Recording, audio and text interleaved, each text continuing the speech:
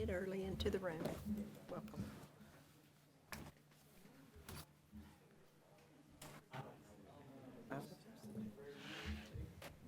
It's hard to do. I mean, to plan it exactly like that is tough. You worked hard to do that. You can tell by. I'll let you finish that before we start.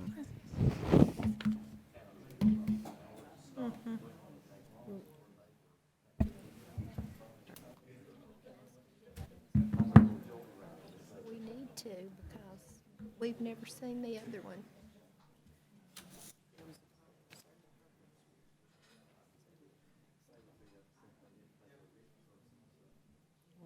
But I didn't miss something. We've never been told about this before. I know.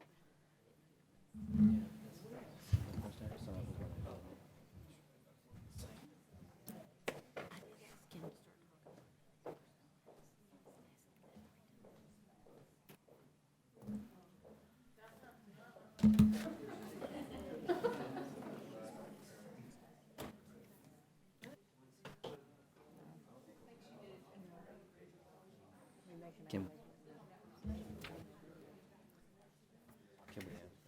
Especially not in the mood I'm in. No.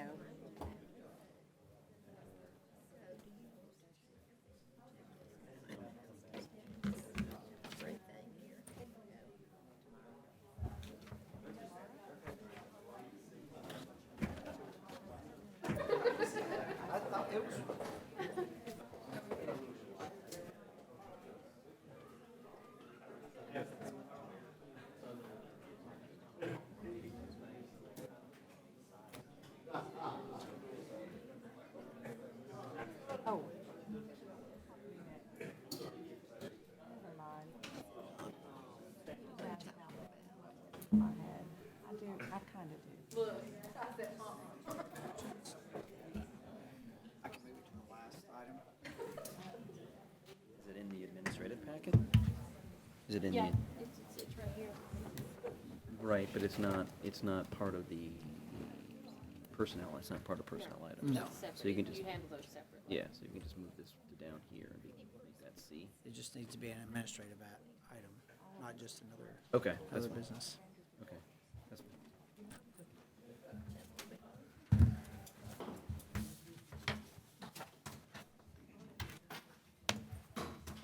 Is everybody ready?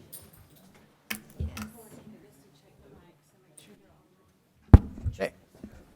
Check, check. Thanks, Aurora. Aurora hustled back from a conference in Birmingham to come film us. The regular session of the Madison County Board of Education for Thursday, June 6, 2019 is in session.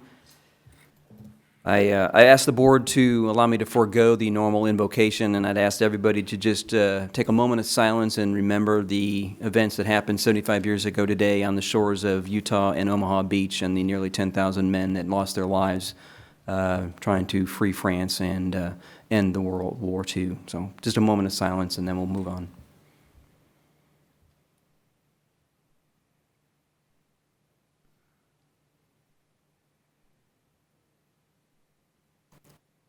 Thank you. All right, on the agenda, before I recommend it, I do want to move on administrative item I to hold that for last. So that we'll be going out of order on I. I'll hold that for the last recommendation. In case there are any questions, we may need to go to executive session on that. So with that said, I recommend approve the agenda for June the 6th, 2019. Motion. Second. And I have a motion and a second for recommendation of approval of the agenda dated,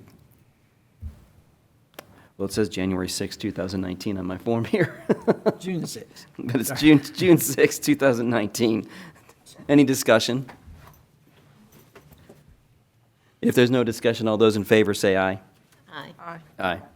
All right, on the update today, I want to just kind of recap some of the legislative items. The legislature finished their session last week and approved a budget, and with that budget, It was a record high budget for education in Alabama. It's over $7 billion. Now, there's a lot of things that get kind of covered in the budget that's not necessarily strictly education, but we are, the state is analyzing kind of what that's going to mean for each LEA.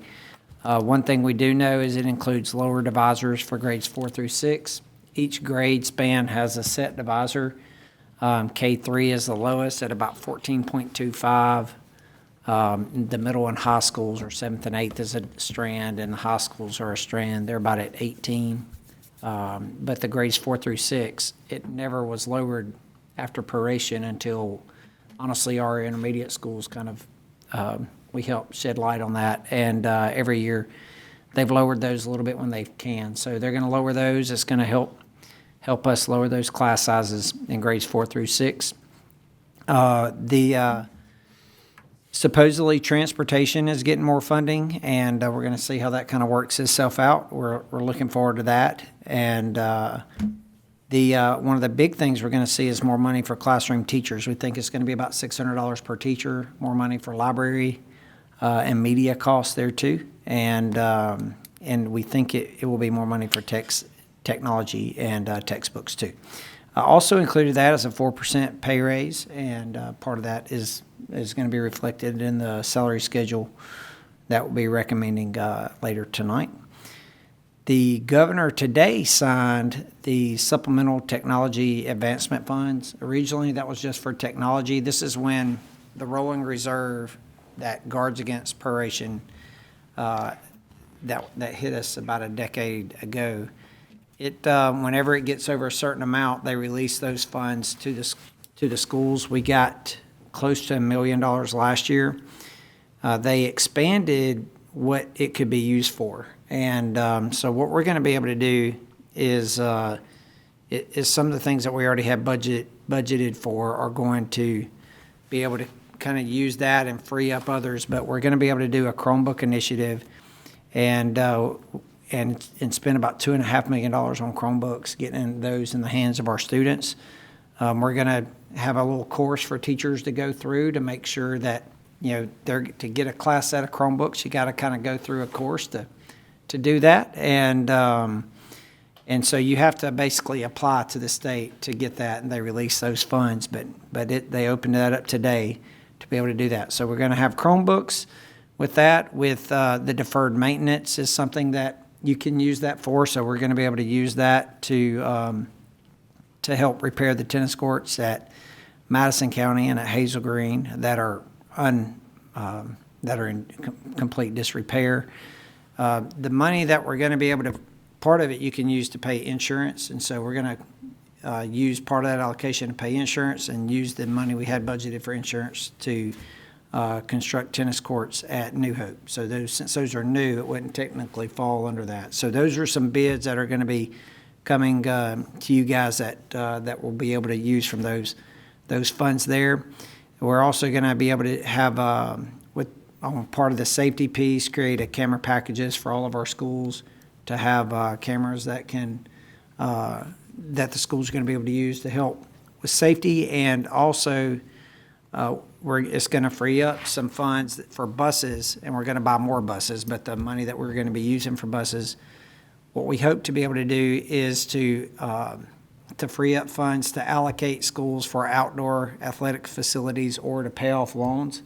And we've got it worked out where it can be up to $200,000 for each of our high schools and $80,000 for each of our middle schools to help keep up with those outdoor facilities and/or loans. And schools will apply back to basically run that through us and to be able to do that. So we're excited about to be able to use that. I know that's one of the things that has been on y'all's table a lot is all these loans and the debts, and some have more than others, so you don't necessarily want to pay off loans or others. So if somebody doesn't have much loans, their $200,000 can go for outdoor facilities and that kind of thing. So we're excited about the boost that this is going to have, and those funds became available this afternoon when the governor signed that in. So our total amount looks like what? $5 million. Sounds like a lot of stuff you got going on with it. Are we gonna set any aside for all the things that we know we're gonna have to replace, like air conditioners and? That was kind of the debate there. The budget projections, we think we're going to get this much again next year also. And so it's, of course, they could have changed the law and say, oh, you got to use it all for technology or all safety. But if they keep it going, this has been the same 2 years in a row. We debated on, do you use that now? And it was really get to the thing, do you replace an HVAC system that's working? And so at this time, you can't just save it. You can't hold it. You basically got to write a plan and get it and use it. And we didn't feel like, especially knowing that we're going to get another shot at this a year from now, to basically take out systems that were working properly. So we don't have that plan to use for those, to replace our current HVAC systems that are working. The other things that were passed is the Alabama Literacy Act. This is something that we are going to have to do a lot of studying on. The goal is to have all third grade students reading on grade level. And that's great to say, but what happens when they're not reading on grade level? The law is written that there will be retention. And as the SSA class really got involved in this and going, the research really doesn't show that works. When you retain elementary kids, they don't all of a sudden become great readers when they repeat the third grade. So they wrote in some exceptions in there of that they can still be promoted if this and this and this happens. So we're kind of figuring that out.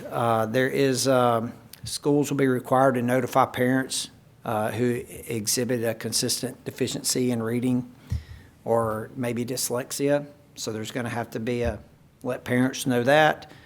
And with monthly progress reports on those students, they're going to have intervention plans, and parents are going to be part of that. It requires summer reading camps for struggling readers and state-approved intervention. So the money some of the money for ARI is kind of earmarked for this. Is that right, Tim? It seems like it's going to be a lot more expensive than what they earmarked when you start doing summer camps that are now going to be paid by the state and that kind of thing. So we're going to have to figure that that's going to be a heavy lift to figure that out. But everybody wants elementary kids to be on reading level, and third grade's kind of that watermark. So we'll be digging into that. There was also a law that requires computer science to be taught in all of our schools. In 2021, that's not this school year, but the next, every high school must offer at least one authentic standalone computer science course from an approved list. This won't be difficult for us. We offer AP Computer Science and support that. We can get there.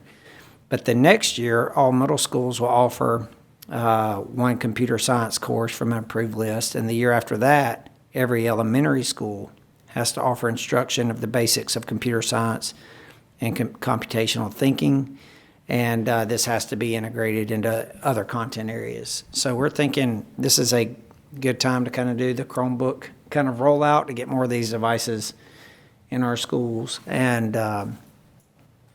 it's interesting to me, honestly, the thing that cautions me on this is not coming from the State Department. This is coming from our legislators. And to legislate education, what's going to be taught in our classrooms is not a great thing. So as folks were kind of celebrating this law, well, that's great, but it's going to be a law 100 years from now, So, I mean, what are our schools going to? Well, at some point, the State Department will have to set up the criteria for it, so they're just mandating, they're just mandating things that, and most of them unfunded, but maybe that one is, right? There's not. That will look different in every system across the state of Alabama. We are lucky here that we have so many That's right. tech-savvy people, but every area of the state doesn't have that. It's going to be a pretty big burden on them and a challenge, for sure.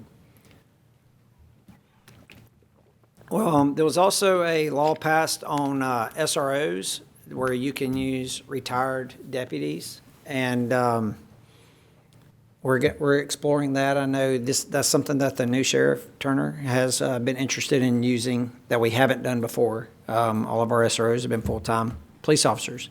But I know that was one of the things that Sheriff Turner and I talked about during his campaign, that he wanted to get retired officers into our schools. And of course, you know, we'd still have to pay for that and that kind of thing. But currently we have our SROs will continue to use, but we think that's a way to get SROs into our elementary schools is, you know, you get retired when you can contract them for $25,000 or $30,000 a year, and they can come in and work that way. They also passed a law, it's kind of odd, but I mean, it just kind of got through, where all schools use the same safety codes, like everybody's code red means the same thing, or code yellow or code blue. You know, we've done that as a system, but when I came in though, it wasn't, you know, sometimes that was associated by school colors, not necessarily by, you know, green, yellow, red. So we got ours kind of aligned and got a lot of signage up, but it doesn't seem to conflict what we're doing. But anyway, that was another law. They want all the schools in the system to be the same. The way I heard you say that, they wanted it across the state. State, yeah. So they passed a law requiring that. So And ours match up with what they want. it looks like we think that we're going to be okay with it. And again, the governor hadn't signed it yet. So a bill has to pass the Senate, the House, and then the governor's signature. And the governor still hasn't signed the budget yet. So I don't know what she may have signed it in the last 15 minutes, but. Well, you know, last year she waited and signed it in Huntsville when she was here. So she probably has some plans to do it Yeah, publicly with yeah, another teacher raise and everything, so. yeah.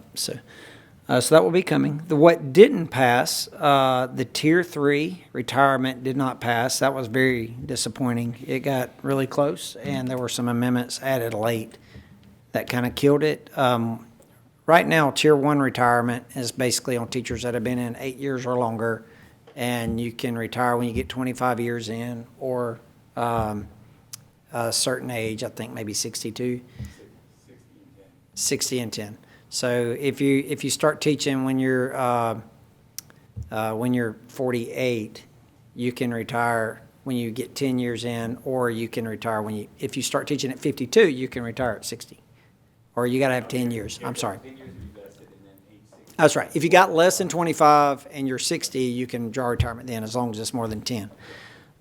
The current Tier 2 retirement that everybody's been under the last 7 years is you got to get to 62. It doesn't, or you got to get to 60. It doesn't matter. But you can't retire after 25 years.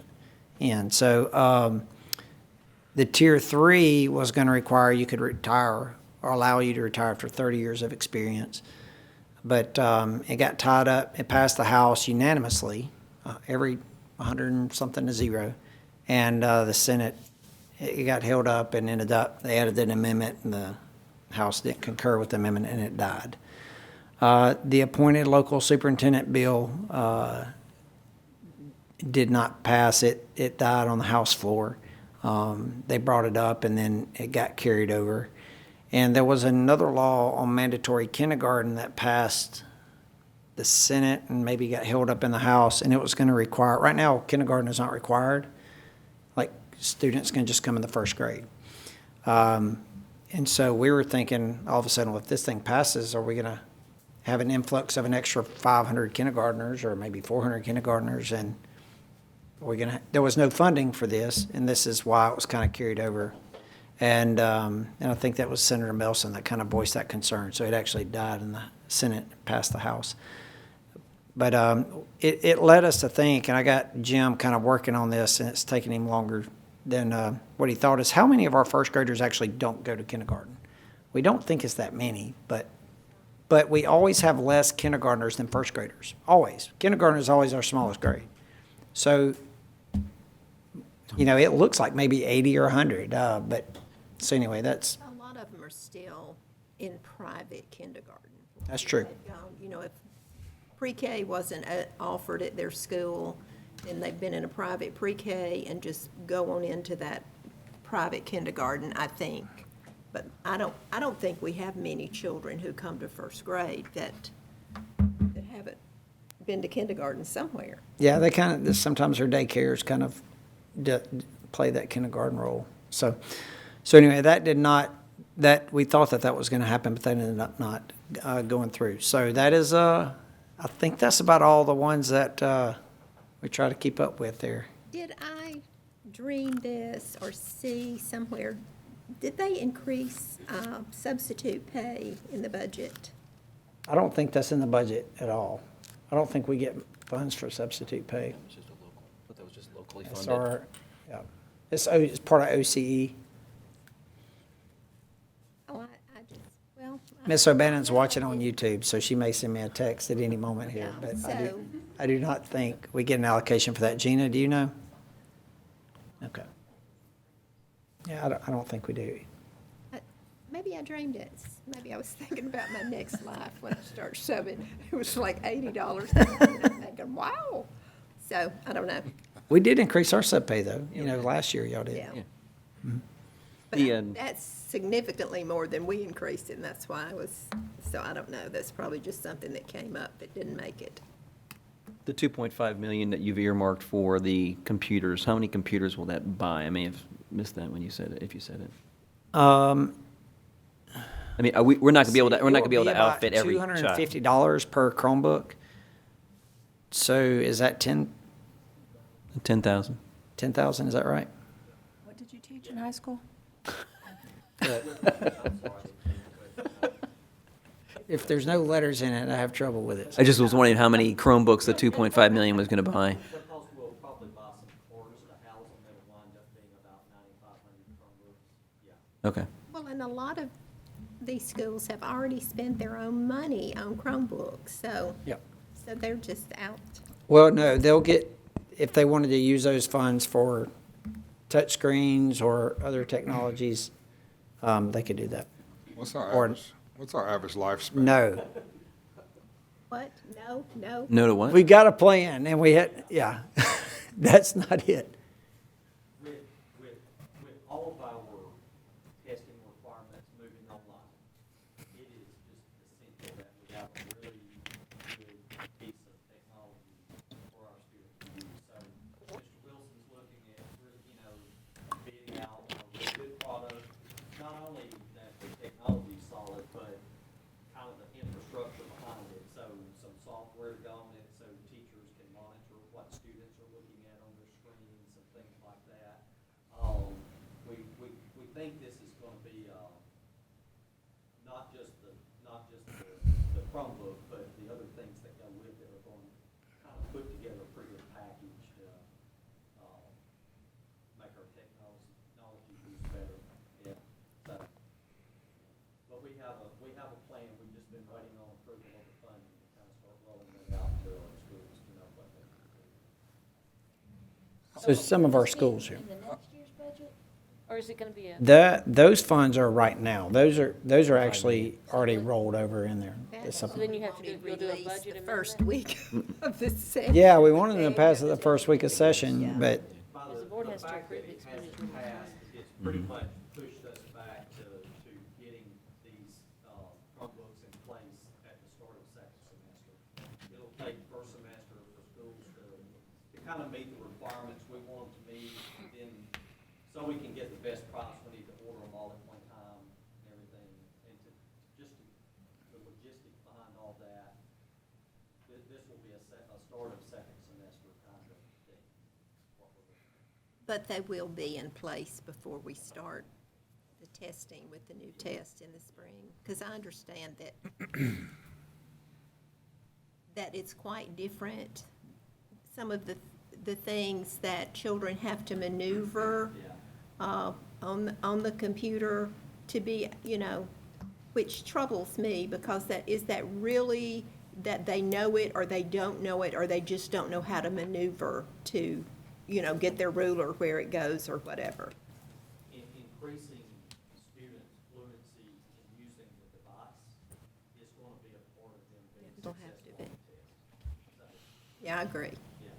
We'll have to assign some time for that, because, and I may be wrong, but I have heard it's quite different. Nathan? What's the warranty? Do we have a warranty set, or are we buying a little bit? Mr. Wilson's handling Okay, that. okay. I know he felt very good in conversations. I believe, I heard that they were looking at a 2-year warranty with that. And it seemed like those conversations were leading to,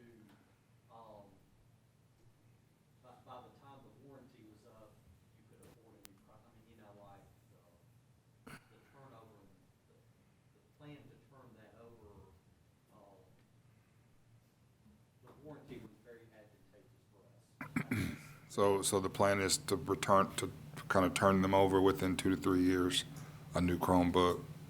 It would be nice if we could. Yeah, I guess, so is there a cost considered about the refresh when it's time to replace all these? Is there a consideration on will we have the funds at that time? Because it's, Well, I think that'll be part of Yeah. our budget conversation and stuff to okay. keep that in mind. And right now, the Chromebooks we've had, like from 3 years ago, the warranties have worn off. We had to kind of reboot them up, and they're still running strong, the ones that we have, and so they're pretty hardy. So it's kind of, we think they're going to last well past 3 years. And the way they're making the Chromebooks now with web-based and that kind of thing, there's less stuff to break in them.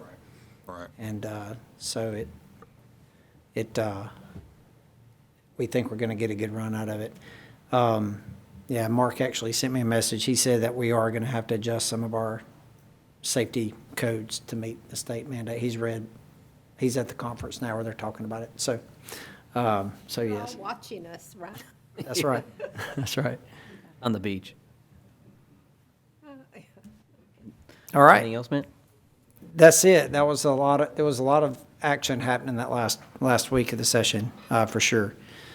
All right, and do you want to get us with our Yeah. speaker tonight? We have a request to address the board. Is Ms. Stewart here? Hi, okay. You can come on up here to the podium, ma'am, and then I'll go ahead and read the, okay. So we received your request to address the board discussing 6.19.3, the athletics regarding the restrictions placed on middle school athletes that feed into the 5A, 7A high schools. All comments will be limited to 5 minutes so that anybody else who wishes to address the board will be given an equal opportunity. In the event you wish to address the board on an issue involving the general reputation and character, physical condition, professional competence, mental health, or in some instances, job performance of an individual, the board will hear your comments in executive session. If you are unsure whether your comments should be made in executive session, please see our board attorney, Ms. Cynthia Thompson. I don't think that your comments are No, sir. in that regards. Okay. Let me go ahead and get my timer going here in just a second.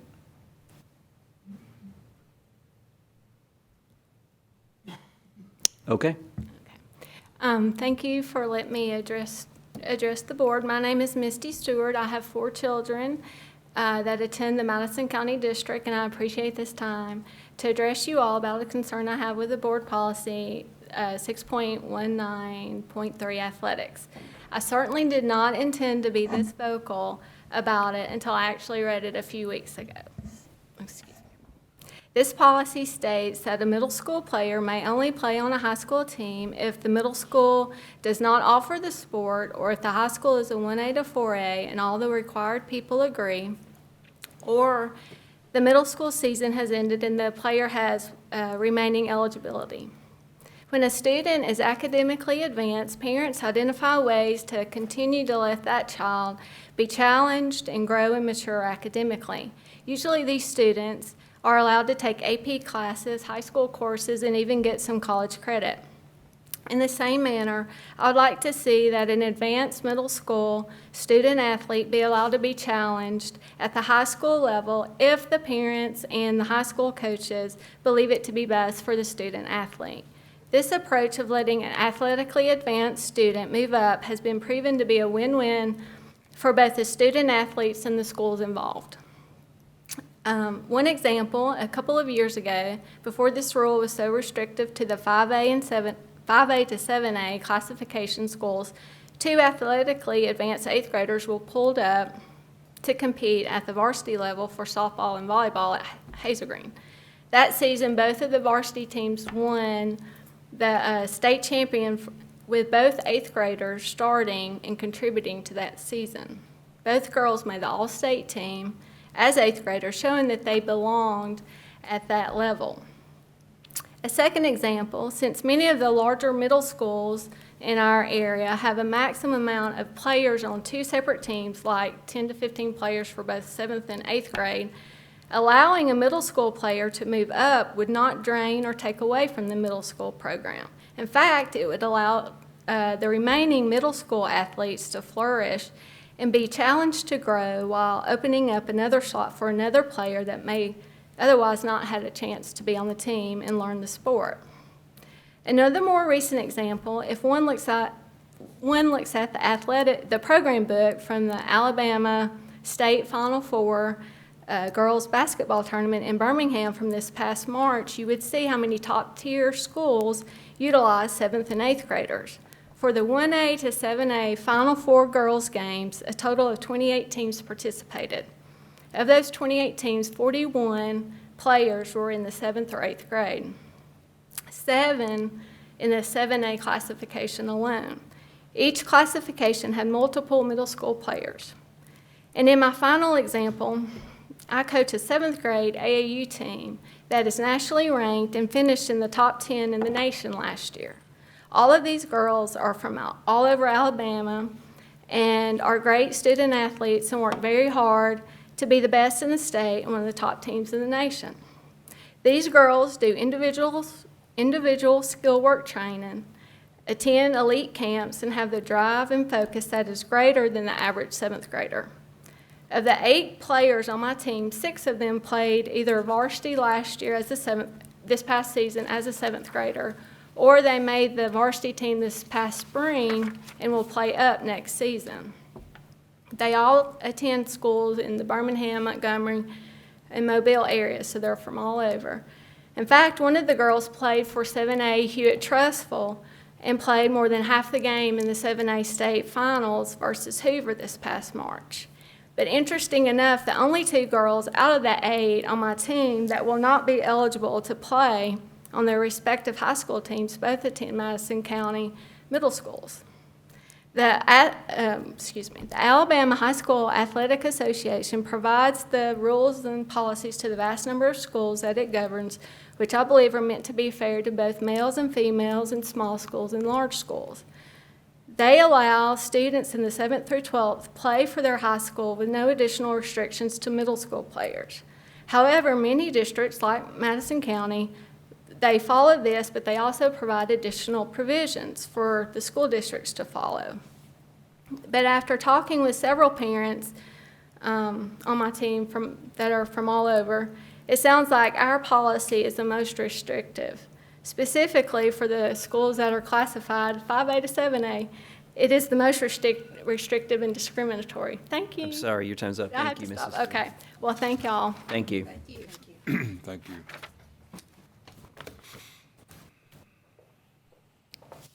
And I'll add that Mr. Everett works our system athletic administrator, and he'll be discussing this policy with other coaches and athletic directors as requested by you guys. So we'll be reviewing and talking about this further. I definitely think it's worthy of discussion.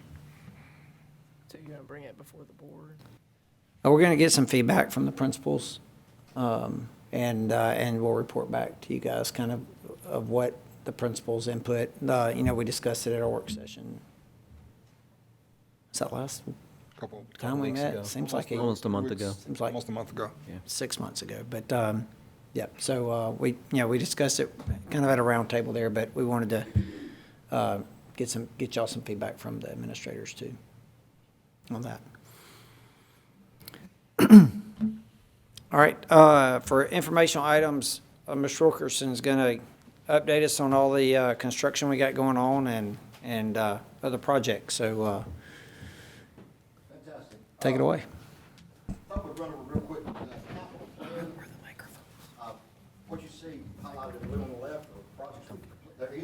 progress was completed off of last year's capital plan. And what's impressive about that number,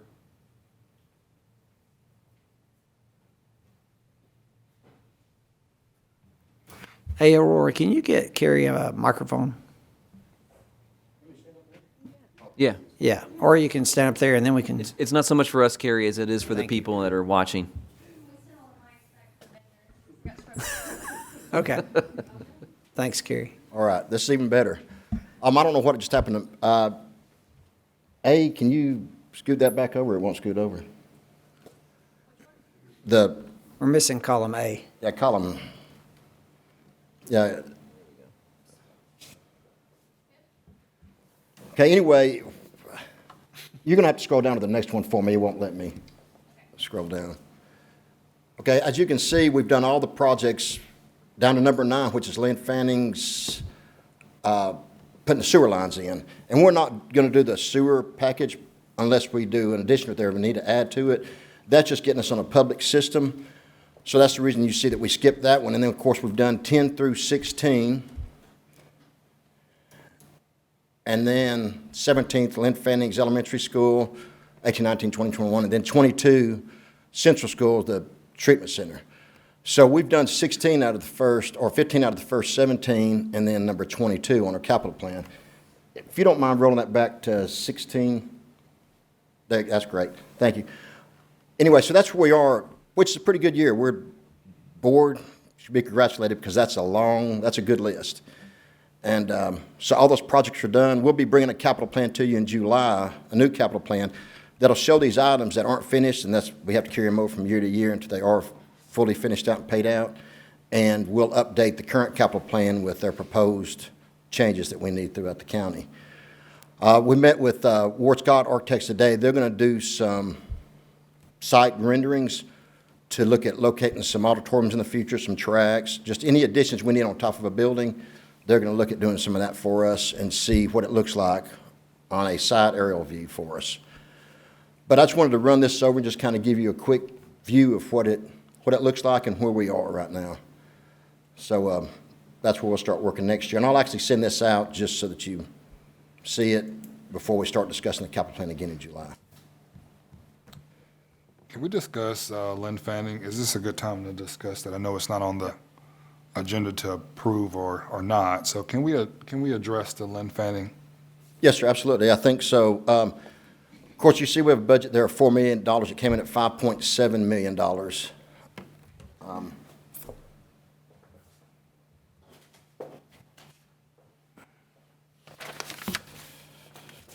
It came in at almost $500, at $487 a square foot. That's called around trying to check on things. We did Central School. It came in at $316 a square foot. And same building. Not sure exactly what's different or what's causing this to happen. We only had 2 bidders on this project. We had 6 show up for the pre-bid meeting, and only 2 bid it. The second bidder, low bidder, was actually the bidder that's doing our Sparkman High School project. I think from here, we probably need to review and go back and see if there's anything. We'd really slimmed it down a lot already. It's roughly 11,000 square feet. Central's addition was 16,000 square feet. And see if there's anything we can do to it, and then just wait about 2 months and see if we try to rebid it and see if the economy changes or see if we get more bidders. At that time, we'll have the people that are doing our new market work and our central work will be ready to bid another project because they'll be rolling off those projects in October. So we could probably bid it again in about August and see where we come out. So it's a matter of timing? You think it's a matter of just where we are right now? Because it seems odd to me that within less than a year's time, a cost would have gone up that much for a facility. And we asked Frank to come in to kind of be able to chime in on this discussion. So Frank, feel free to jump in there. Would you like the microphone? Yeah, I think anyone in construction will tell you right now we're seeing more volatility than we have seen in any time, in my experience, I'd say in the past 30 years. Looking at this Lynn Fanning bid in particular, I think what's driving the high cost is that the market is totally saturated. Every contractor is busy. We have general contractors who have some capacity to do the work, but it's the subcontractors, and primarily the major subcontractors of HVAC, that's air conditioning, electrical, and plumbing. And we got some numbers, we were able to analyze the bid. HVAC for this project ran $60 a square foot. That's double what we would expect it to be. Electrical, similar, over $60 a square foot. That's double what we would expect it to be. Site work, there was no site work bidder on the project. For either bidder, they had to basically guess at a number and then in hopes of getting the job, and then they could find a contractor. So I'm quite certain that in a guessing situation like that, they built in plenty of room to protect themselves because they went in without a site number. So that's the sort of unusual situation that we're in right now. I can't tell you that's going to change in 2 months.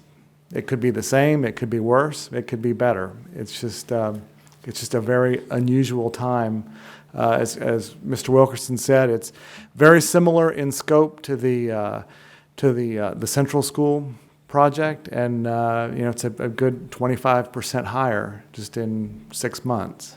So it's quite an unusual situation.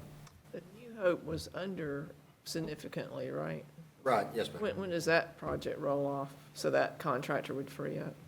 It doesn't roll off till next summer. That project, yeah, is about a 10-month project. They'll start it in July.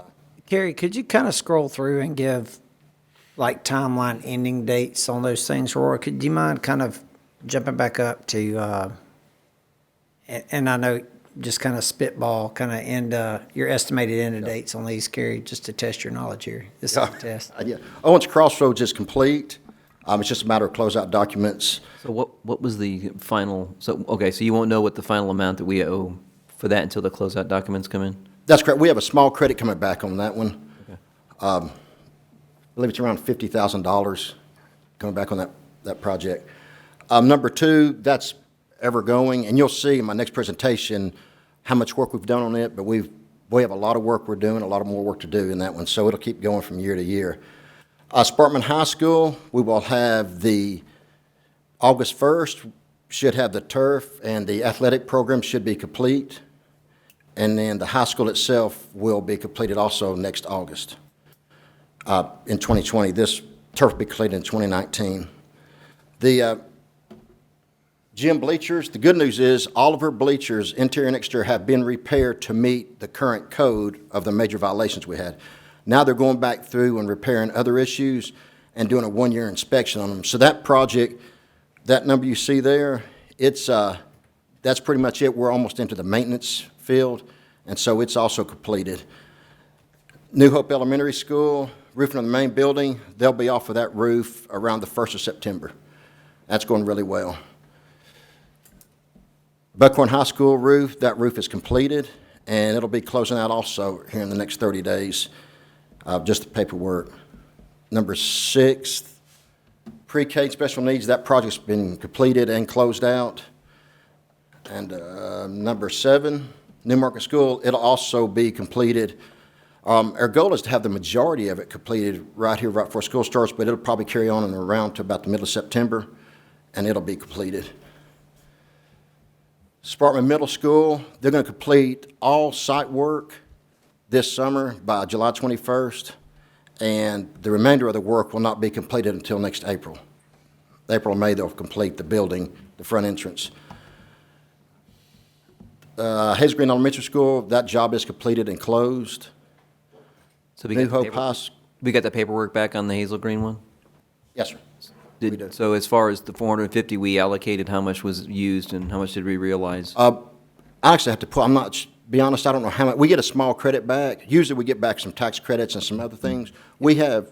Yeah, I think it was on the two Hazel Green Elementary things, because one was HVAC, one was roof. One came in below, one came in above, and so they kind of even. Offset each other. They kind of Okay. offset. Yeah, those are the actual numbers. That was their bid budget number. And so, Yeah, if anything, we're getting small credit back on those. There's no more expenditures on those two projects that are closed out. Any job you see that's closed out, there'll be no more expenditures on them. If anything, we get a small credit back, some tax savings, a few of the things that we do. New Hope High School, that project's going to be starting in July. And New Market School, that roof, it should also be completed by this July. When will the 8 classrooms at New Hope be done by? December, January, February? No, sir, it's going to take a little bit longer. We expanded that schedule. We couldn't get enough bidders. The reason we had 5 bidders is we agreed to give them 10 months. So next June is when they're going to finish it, knowing that we probably wouldn't move kids maybe till summer, but it'll be ready. We'll load it, and we'll have everybody moved prior to. So that's something that helped us get a better price, was extending that timeline? Yes, sir. Yeah. And then,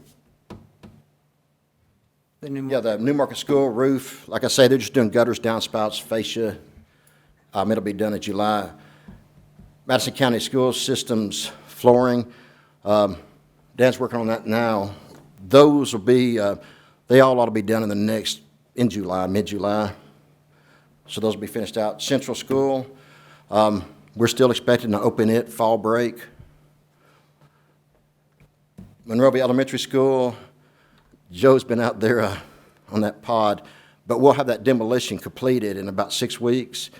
And we really don't know we don't know how long it's going to put everything back in place because we don't know what's underneath that pod. So when we get that answer, but we know the first day of school, it'll all be cleaned off and it'll be clear. We may not have anything built back there for the outdoor classroom, but it'll be a clean lot at that point.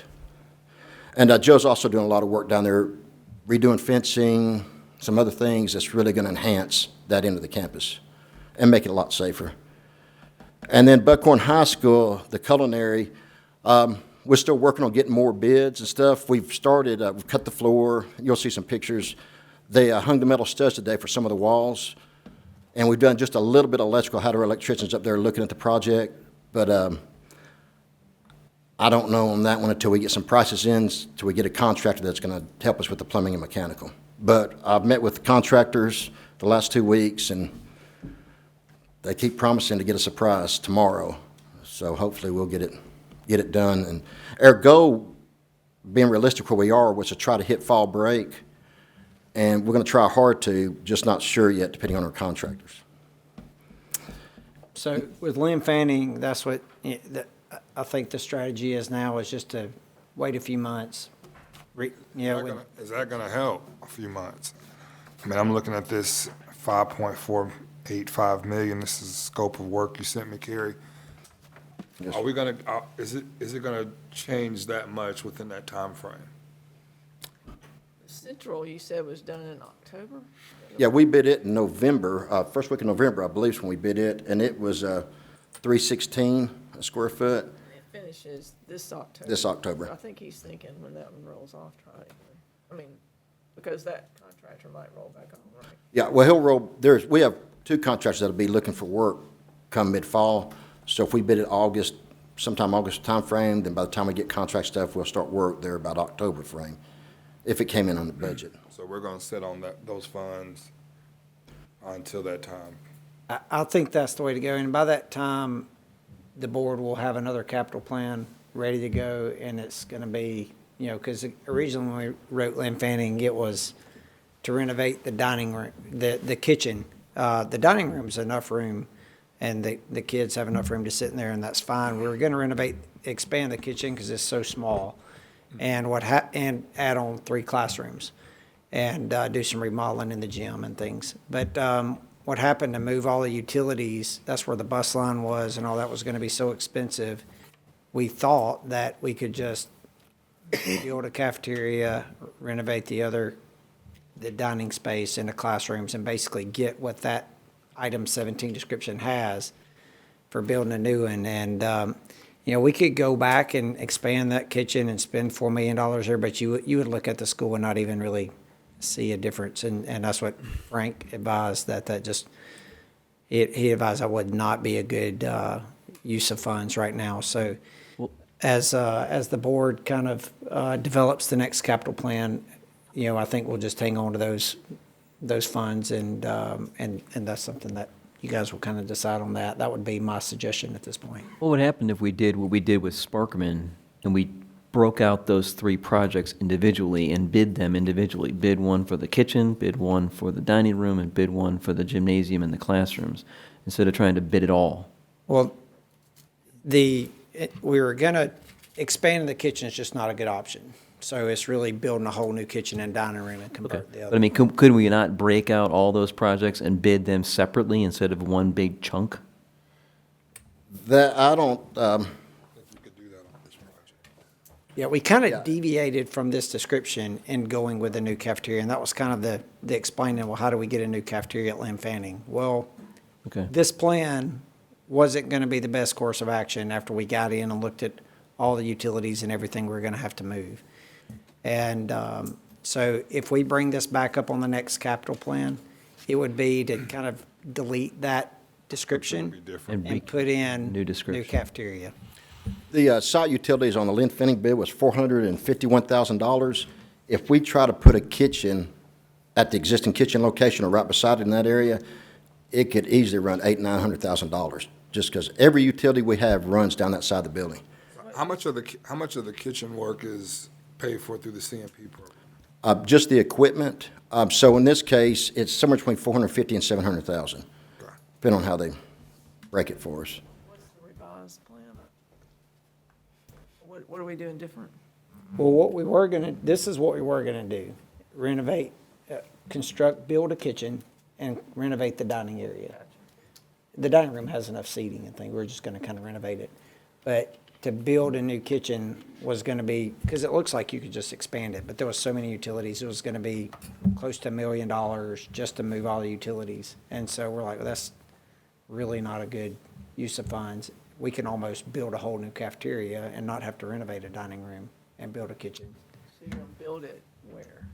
Well, that's what the plan was, is to build it right in front of the school. That's what, we had the little walk-around tour and we had the rendering of it. That's what we had. And so it's kind of how do we get a new cafeteria at Lynn Fanning? Well, because that was gonna not be a good option, and we thought building a new cafeteria would kind of basically accomplish that. For about plan. the same cost. For about the same cost. So, okay, so we're not doing what's on there, but we are doing what? We're gonna keep Lynn Fanning Elementary School cafeteria as a project on it's gonna be y'all's So capital we're plan. gonna put that on there again. What's up there? No, we would change the description. Instead of adding 3 classrooms, building 3 classrooms, what we're gonna do is build a new cafeteria, convert the old dining room to 3 classrooms. Okay, and the new cafeteria is going somewhere. Where is it going? Yeah, we got it floor planned out right in the front of the school. It's kind of the north side of the campus. Okay. Yeah. And we've got those diagrams and And things too. that is gonna cost $4 million. And that's what we were That's budgeting what for. went over to 5.7 million. That plan, The revised plan is the one we submitted. yes. That's the one we bid. Yes. Bid, yes. It's hard to spend $3.5, $4 million, whatever, on a kitchen, and you have the same dining room, and no additional classroom. For what we felt like at that time, the delta in money would give us 3 classrooms and the kitchen and dining room. And it would be much better served. But we can try to rebid it and hope that there's economy changes or we get more subs in, and we can try to bring these prices back down. Is there any of this work can be done outside, through commission help? Any of this work can be, or it's all has to be bid through this project? That part all has to be bid, because it's all intertwined right there, and bring somebody else in and schedule and warranty, and that's, the county commissioner did put in the bypass road for the car rider line, and that's already in play. It's not paved yet, but he put in the pipe, the drainage, and the gravel and bed and everything, took down some trees for us. So that is in place. Or can you scroll on down a little bit? Carrie went over this, I just want to make sure you guys heard it. Come on, going down a little bit. There you go. That number 25 is that, the auditorium and fine arts center. So we're going to get, that's what Ward Scott Architecture is going to actually put a footprint on that for each of our campuses there. And we're going to keep scrolling on down to the athletics section. Keep going. I don't believe I put the athletic section on this. Oh, okay, it's not on this one, okay. This Never isn't mind, there, yeah. Aurora. So anyway, we're gonna just kind of get a footprint, just kind of see if we are able in the future to get funding or whatever to do a track, where will it fit, that kind of thing. So, so anyway, that's what's gonna be coming your way. All right, Carrie, and you also have another PowerPoint presentation? Yes, sir. I do. We think if we're doing tracks at more than one school at a time, we can get a really good rate on it. Hellas is who's the first project they've done in Alabama is Sparkman. They've now picked up a half dozen other bids doing tracks and turf fields in the state of Alabama. So their crew is here, and that's why they don't have to bid out site work, because they do the site work themselves. You know, they don't have to bid out another piece because they do that themselves. And So could they do, I think she's asking, what is it gonna cost the system to do this footprint?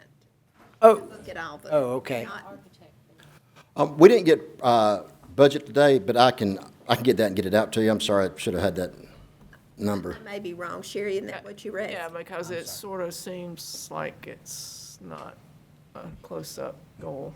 I mean, Well, 20 million.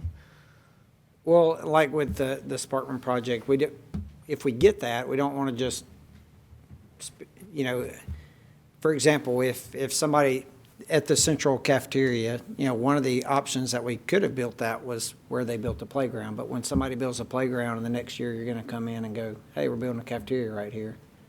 You know, so we basically, that playground that the community raised, you know, $20,000 for dictated a, you know, nearly $6 million project. And so we basically want to be able to let schools know, hey, this is kind of in the future. If it's on our capital plan, we need to have a spot for it.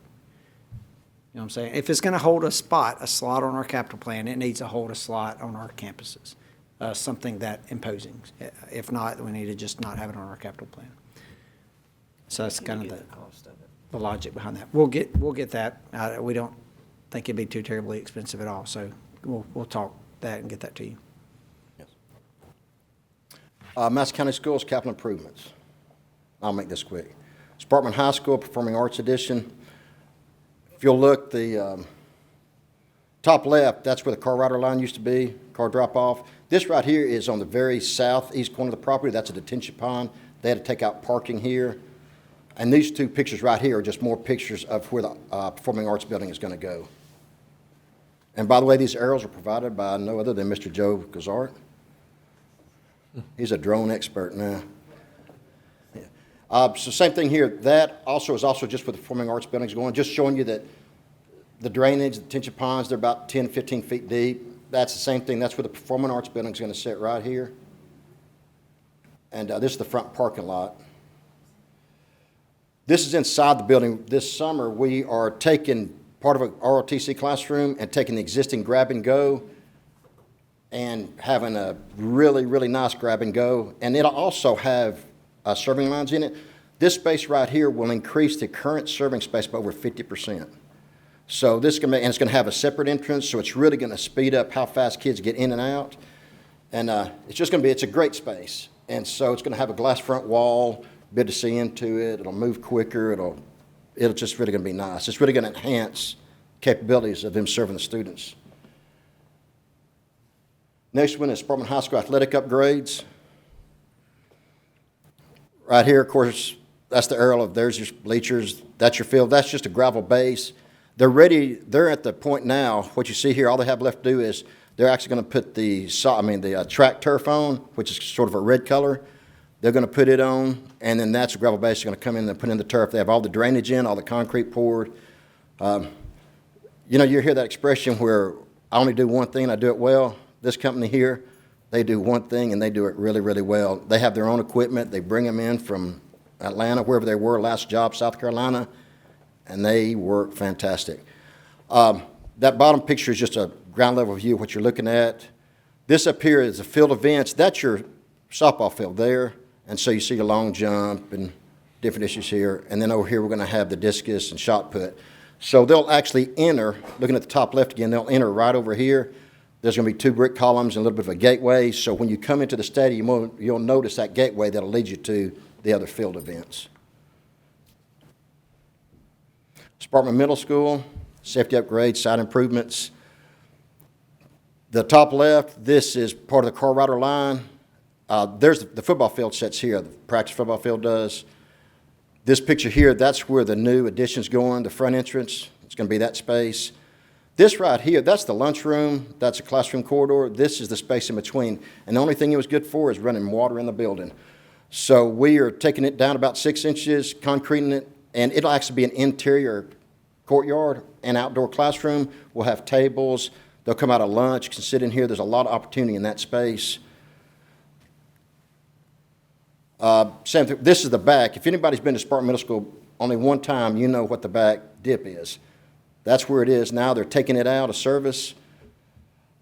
This is just another picture of that interior courtyard. This kind of gives a little bit better feel of how big it's going to be.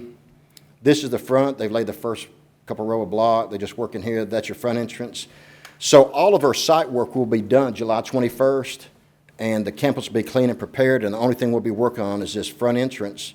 And then there's also a corridor around back that makes the band room an interior room now. So it no longer you have to go outside to service that area. Central school dining room. Once again, some nice aerials. That's just, you're kind of looking from the intersection here on Gurley Pike. And there, so you see that. Ryland Pike. Ryland Pike. Yes, thank you. So just another aerial. Of course, this is your big volume. That's your dining room. That's your kind of stage area. There's classroom space here and some office and restrooms that feed back into the building. Same thing here, just another picture. This one, what you have here now, Ryland Pike, so that's your actual kitchen. That gives you an idea of what the kitchen volume is compared to the dining room volume. This space here is going to be the new car rider drop-off line, and if anybody needs a car drop-off line, this is really going to help them get kids in and off or in and out of the cars much quicker. And that's just interior picture, hard to tell, just interior picture of the concrete being poured. Same thing here, not much. That's just the corridor. This corridor connects the building to what is the new dining room. This is kind of where your car drop-off line is going to be. Just the same thing here. Central School, this isn't pretty and it's really not a lot of fun, but the wastewater treatment plant is important. Hallelujah, I know. So first picture right here, gotta like that. That's what it looks like. This is an aerial of it. So there's the existing lagoon. There's the school sits up here. Here's your ball fields. That's where we're setting the new treatment plant down there. And so this is just the elevation. You can see we have the big tank and a smaller tank already in place. We hope to have it up and running in about 8 weeks. ADEM's been out to visit. And I have to brag on the maintenance guys. We got 8, if you ever mess with ADEM, you don't mess with the ADEM, EPA, or IRS. ADEM gave us a call because while they were doing some work out there, somebody broke our line. If you put sewage out on the ground, they'll find you pretty quick. But they got a complaint from an individual that we had a broken line, and the complaint said that it was broken, that we found out about it, we responded, and we fixed it within 2 hours. And they said that was the complaint. And the guy who called me from ADEM says, I've never got a complaint when they said they fixed it. So we don't know what the complaint was, but at least we do it. At that time, we did it right. It's probably So- Mr. Massey. He lives right down the road. yeah, that's funny. The guy didn't sign this note there.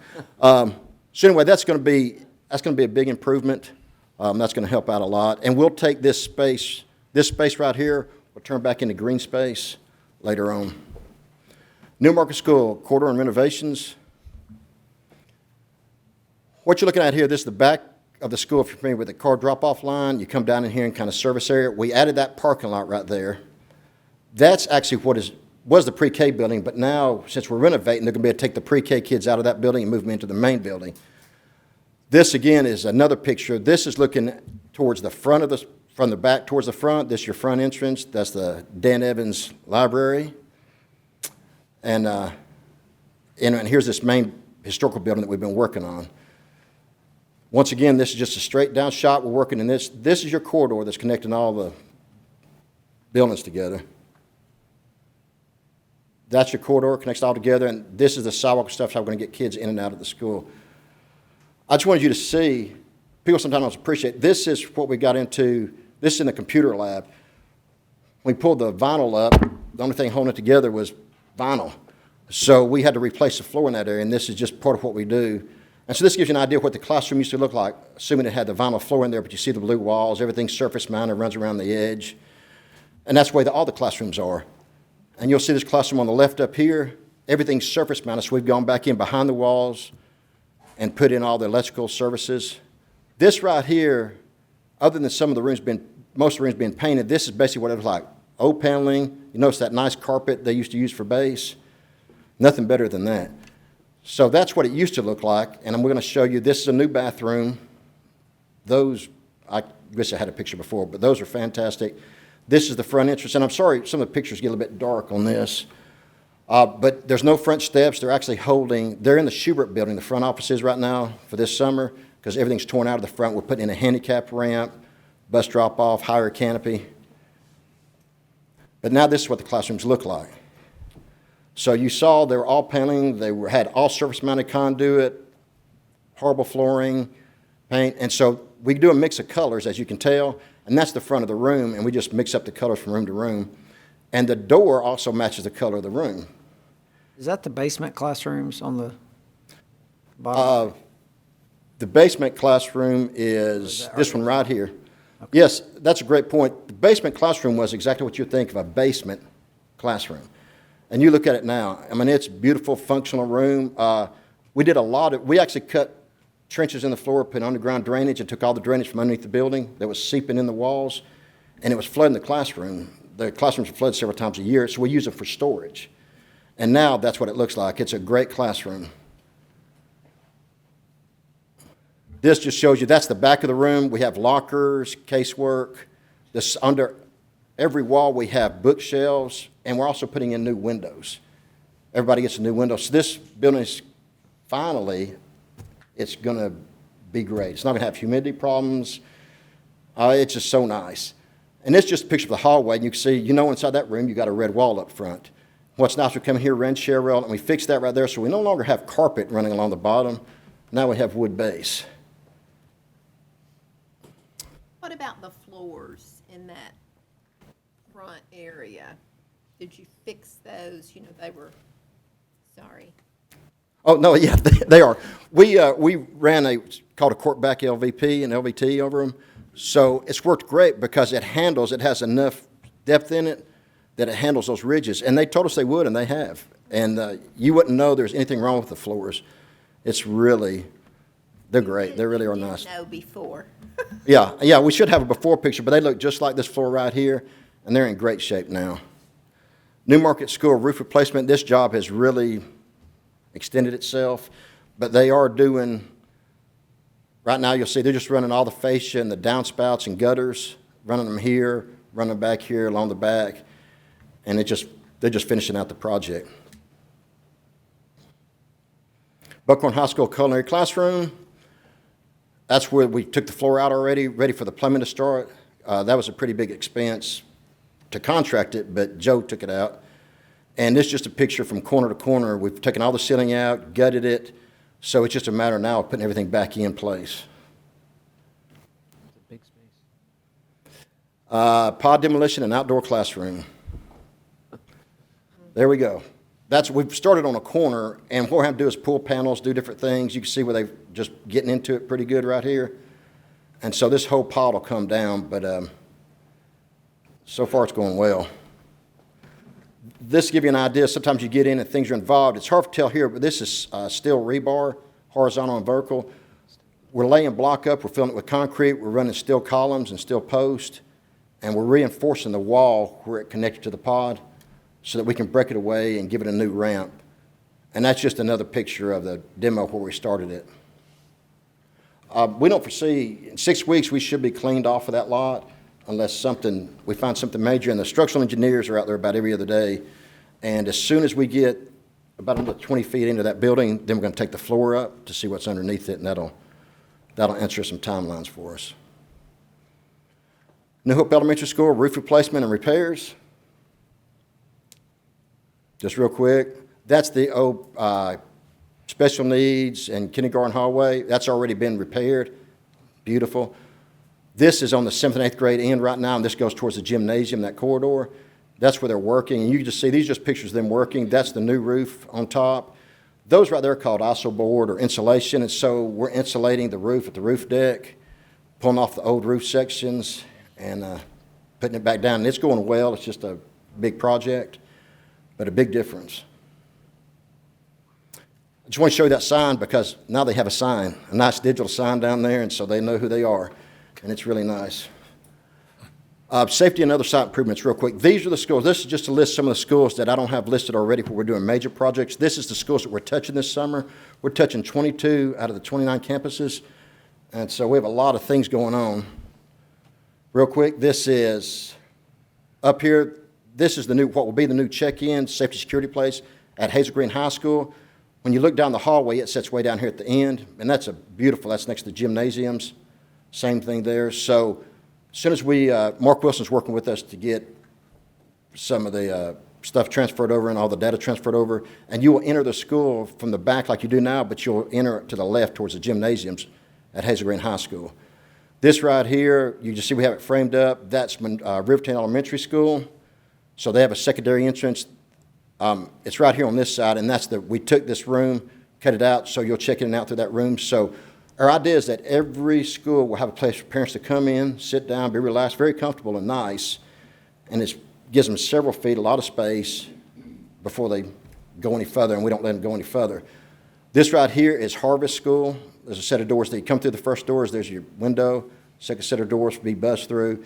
Harvest used to be right here, the checked out, so that's just a picture of them coming back in, and we're adding some casework and just trying to make that a good, nice, usable space right down that front lobby. Same thing, this door, this is a picture, but like Endeavor, Legacy, Mount Carmel, they're all identical. We put a set of doors there right before the rotunda, and then that's just a closer picture of it looking back from the media center back towards the front doors. And so it's going well. It's going really well. So that was an easy fix. We still have people, we still have the A phones where we can keep them outside if we want, but depending on what's going on, they can come on in, and they can't go any further than that spot right there. This spot up here just to show that we put in finally at Riverton Intermediate School a new parking lot. Long overdue, long needed. And so you can actually park in this parking lot and you don't get stuck in the car rider line after 2 o'clock. It helps. And here you'll see this right here is the soccer field at Sparkman High School. Trees are down, so we're working that issue a little bit, drying it up, trying to see where move some things. And again, this is one of those things that is not pretty, but at Buckhorn High School, if you want air conditioning, that's what you want right there.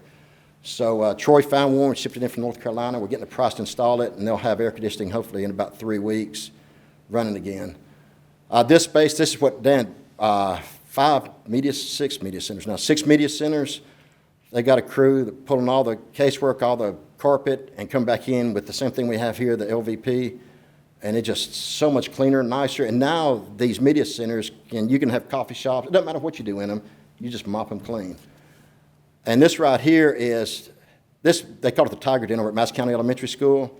If you'd have seen it before, you wouldn't even recognize it. But now it's a really nice, usable space. And so we've painted the floors, ripped everything off the walls, took out some of the ceiling, added air conditioning. And it comes off the gymnasium, but it's a great space. And last is New Hope Middle School, starting in July. All right. July 2012, yeah. Okay. So any more questions? Agenda from January. Oh, 2012. You're behind on that one. Yeah, that's a problem. That's right. That's right. Thank you, Kerry. Thank you very much, Carrie. All right, well, we'll get started with the administrative actions. Does anybody need a break? Are we good to go? Good. All right, I recommend approval of the revision of the Madison County Board of Education Policy 6.10 concerning student anti-harassment policy. Motion. Second.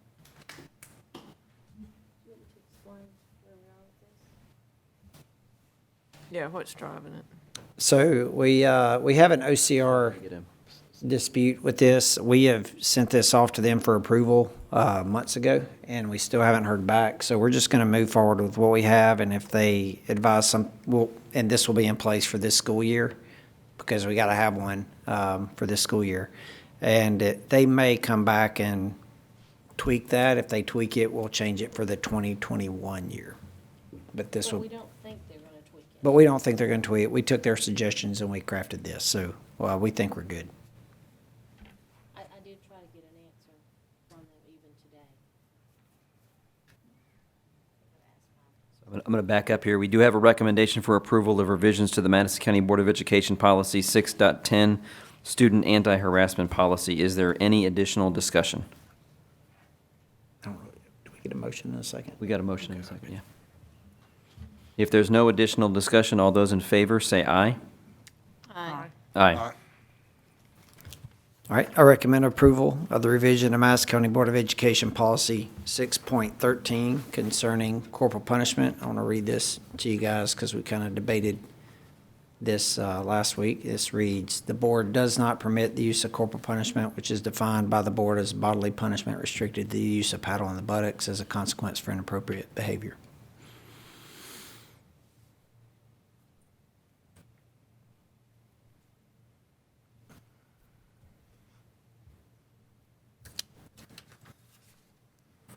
Motion.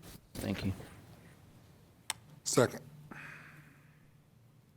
So I have a motion and a second for the recommendation of approval of revisions to Madison County Board of Education Policy 6.13, corporal punishment. Any discussion? I don't think we should change it. It's working, and it gives our principals an option, and there's been no problem with it. What's the reason for the change, or the consideration for the change? For the change in wording or the change in the policy? Change in policy.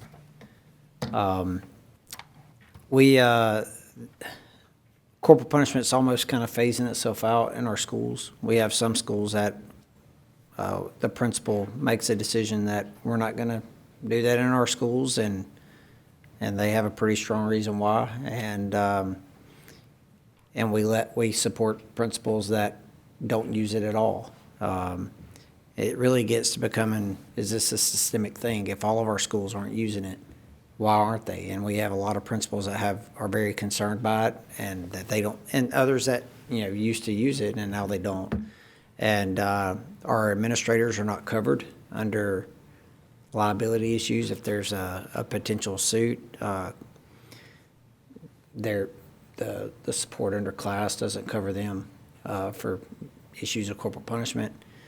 It just puts administrators at risk. It puts the system at risk, and there's better ways to. There's better, more research-based techniques to use, and so I think it's just time for us to come in a little bit into the 21st century. Cindy pulled a bunch of systems that still use it. Is that not true? That a lot of systems still use it? So this data you sent to us, that 15,851 methods of corporal punishment, is that correct? Well, I am assuming, the way I read that chart, that there were that many incidents and that they were all paddlings. I'm assuming. They did not delineate. across the state. Yes. And of that, there's 35 districts that do not do it in any capacity. That was what the data showed, yes. Okay. I would. From what- 2015, I couldn't get any more current data than that. And we paddled a whole lot more kids in 2015 than we did in 2018. Ours cut down, I think, and I don't have the chart in front of me, but I think about 70% less or something like that. Say yeah. How many do we have in 15, 16? Yeah, I was going to say, Mark sent that out, and I was looking for it. I couldn't find it. And honestly, if you look at the peer group, there may be more systems that paddle, but Yeah, in 2017, AASB did pass a position, I'm not exactly sure what they called it, but they did take a stance against corporal punishment. And I do not know, I should have noted on this document, and I failed to do it, that this data is from 2015-16. And I should have noted that, and I did not.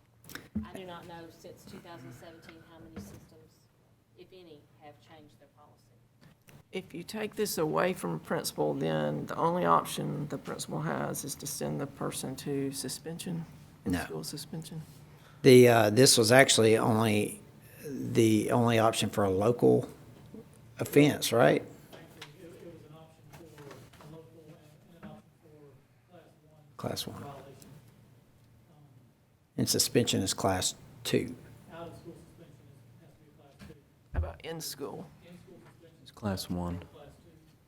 So a class 1 offense, the only option if you eliminate this is in-school suspension. So you take the child out of the classroom. And the class 1 and class 2 offenses, and class 3 and 4, those are as defined by the state. There are local codes that our system has defined, and there are numerous options.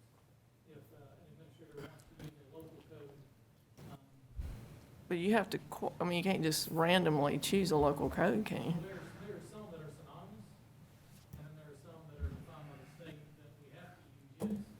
But there are some, though, that, it's in the code of conduct, you can see that are local codes that do not require a state disposition to be issued. So therefore, you can use after-school detention, before-school detention, withdrawal of privileges, temporary removal from the classroom,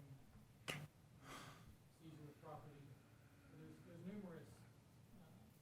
And we haven't, our middle, just to answer the question, well, it's increasing in school suspension, and Mr. Shaw's and Mr. Chester aren't paying attention right now, but I'll refer to you guys, because y'all share an ISS classroom, and I'm not sure, Mr. Hester, I know, Mr. Shaw, y'all don't paddle at all at the high school. We don't have, but we do have two other options. We do have Saturday school, which does not take the student out of the classroom, and then we have detention, which also doesn't take. So there's a whole lot of tools they have, but it's basically, I don't think any of our high schools paddle, Mr. Hester. Y'all might still in the ninth grade, or very rarely. It's been very, very little. I would say less than 5 kids this past school year. And that's But maybe 10 years ago, it was. A little bit higher. So it's kind of almost itself out, so I just think it's, But we're still using it. right, but it's not like if we stop now, it's gonna, our ISS rooms are gonna be overflowing and that kind of thing. There's other things that we can use. It's probably a good remedy for some kids. It's just, I know my own kids, it's kind of a reset button. You punish them, they paid their duty, they paid for their crime, and they go back and they're good again. So you take that option away for some kids, that's a real good option. Yeah, and I'll tell my personal story with this. I'm okay with my kids having the corporal punishment, and kind of, my kid got in trouble and got called, and my wife was like, well, what do we need to do? I'm like, well, let's let the principal paddle him. And she was like, oh my gosh, no. And we've had kids in schools for 10 years now. We never discussed that amongst ourselves, that I didn't realize she would be so much against it, because, that's, at home, we don't, we'll use that as a, believe that that's appropriate at times, but it's, at homes, people don't use boards and paddles, typically. And it just puts our administrators at risk, and I just think it's, if you look at that peer group of schools, and not to call out any names, but if you put state report cards beside the ones that do and the ones that don't, I dare say the higher performing schools and the highest performing schools have prohibited. And if there's, we call ourselves an elite school system, and that's been our goal, and we're getting there. And it's, I think this is one of the things that elite school systems find other ways to discipline kids rather than to use bodily punishment. It looks like we found other ways. We just have this as one additional option in the toolkit. It looks like we already have other methods that we handle this with. Yeah. And for the kids that this is valuable for, we still have this as a method, but it's not the sole method. And the overall approach of having positive behavior intervention strategies, like what are some positive intervention strategies you can do to correct behavior? It's just hard to take paddling and fit that anywhere into a positive, we're going to positively paddle you and you're going to feel really good about it and never do it again. It's just, there's better ways It's to get the desired biblical. It's behavior. about the oldest way in the book, so I don't really think there's a better way. Well, I spanked my children, and I spanked my grandchildren. But I think in today's world, we're putting our administrators at risk when we allow them to spank children, because it just takes one time, and I don't care how good the administrator is. But they have to- You know, we live in a world where people are, litigating all the time. And I think they're at risk when we're allowing them. I've paddled students. I paddled students when you could do it out in the hall with the witness, and it just went up and down the hall. That was a great deterrent. But, I think we're in a different time, and even, some of my principals that use this, I don't think they would mind giving it up. But correct me if I'm wrong, it is parent required that we contact the parent and communicate the options to them, correct? That's one thing you could change in the existing policy, because right now it's not required. It's not required. says while parents- So we paddle children without parents' notification. You wouldn't be out of policy if you Wouldn't be out of policy. You wouldn't, yeah.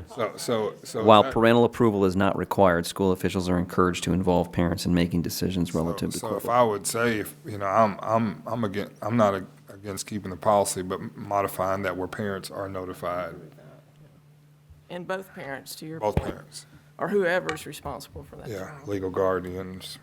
Yeah. Nathan, you and I had this conversation with Mark and Tim last week when we discussed the agenda, and I came from an area of the country where paddling was not something that was done. I think, I understand the cultural and the regional thing with paddling. What I talked about was that the face of Huntsville, particularly in this area, is changing drastically day by day by day. You were seeing more and more people coming into this city, into this environment, into this county that is from a part of the country and a part of the world where this may or may not happen, or be something that's in the schools. So to Mary Louise's point, I think socially, this form of punishment is becoming less and less acceptable, not just in our schools, but even in our homes. I mean, you tell somebody today that you spank your son or daughter, and they get a little bit, shaken up. So I don't, I'm ambivalent about it. It's not something that I was brought up with. It's not something that I had, in my area when I grew up as a kid going to school. So that's just where I am as far as my stance on the corporal punishment area.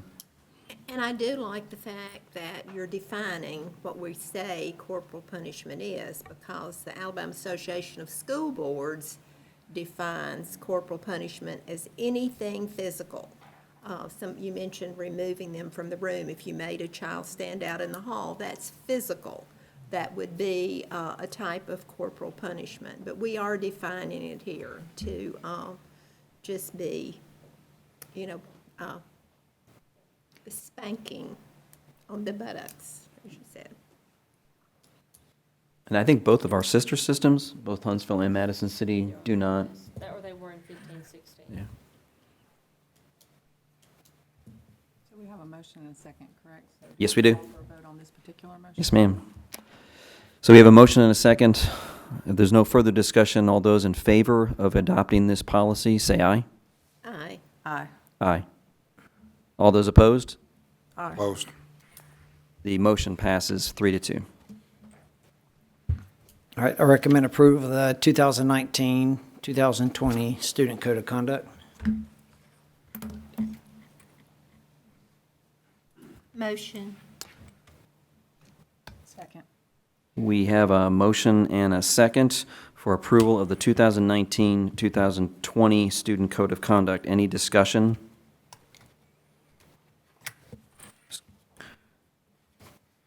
I think we've gone over this quite extensively in various meetings. But it was like 10 o'clock at night. So Yeah. Yeah. Any discussion from anyone? There's no change since we discussed it. No. The changes you've already discussed, yeah. In 610, you put the new 610 and 11, Mhm. right? there's no additional discussion, all those in favor of recommending the approval for the 2019-2020 Student Code of Conduct, say aye. Aye. Aye. I recommend approval of the 3 SRO memorandums of understanding between the Madison County Sheriff's Office and the Madison County Schools. Motion. Second. I have a motion and a second for the recommendation of the approval of the 3 SRO memorandums of understanding between the Madison County Sheriff's Department and Madison County Schools. Any discussion?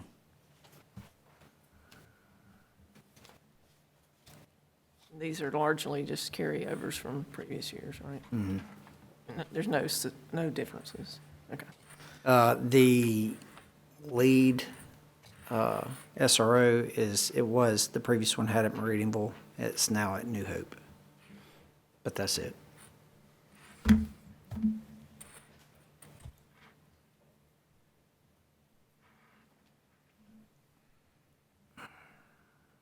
Is there any additional discussion?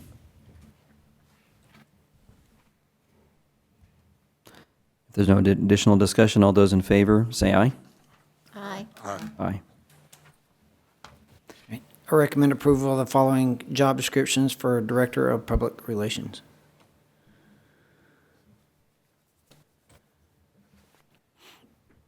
Motion. Second. I have a motion and a second for the recommendation of approval of the following job description, Director of Public Relations. Is there any discussion? I just wonder that we're calling this a director. Usually that kind of implies with everybody else that they have staff or people under them. So I just wonder if that's the correct. We've contracted out positions that have to deal with that, so that would be part of that effort and with that. And there's director certified and director support, so this would be on the salary schedule if this is approved. I'm recommending it would be on the salary schedule on the same strand as Director of IT. So who does Alita then report to? Directly to you, or does she work with Tim and for Tim? Lita, who do you Currently. report to? Is it me or Alan now? It should be me, and I'm not a very good person to report to. Yeah.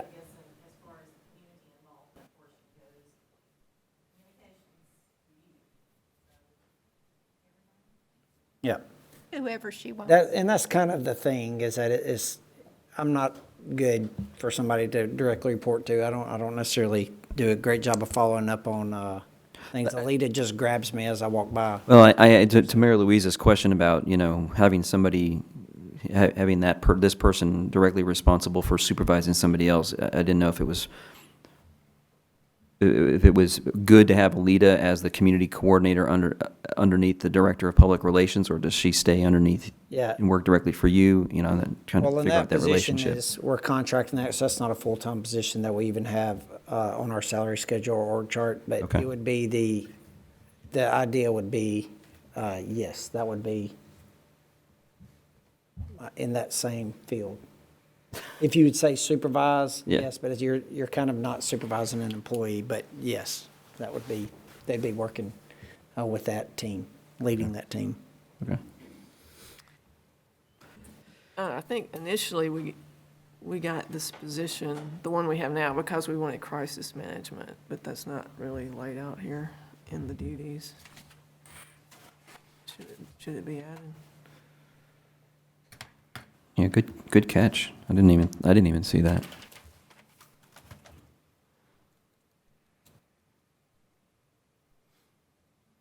I think Tim would agree right now, as the current guy, that that's a major portion of a Director of Public Relations is crisis management and developing that crisis management plan. Let's just have that as number 12 on the duties and responsibilities. I'll do it on our shared document if you're on that, but.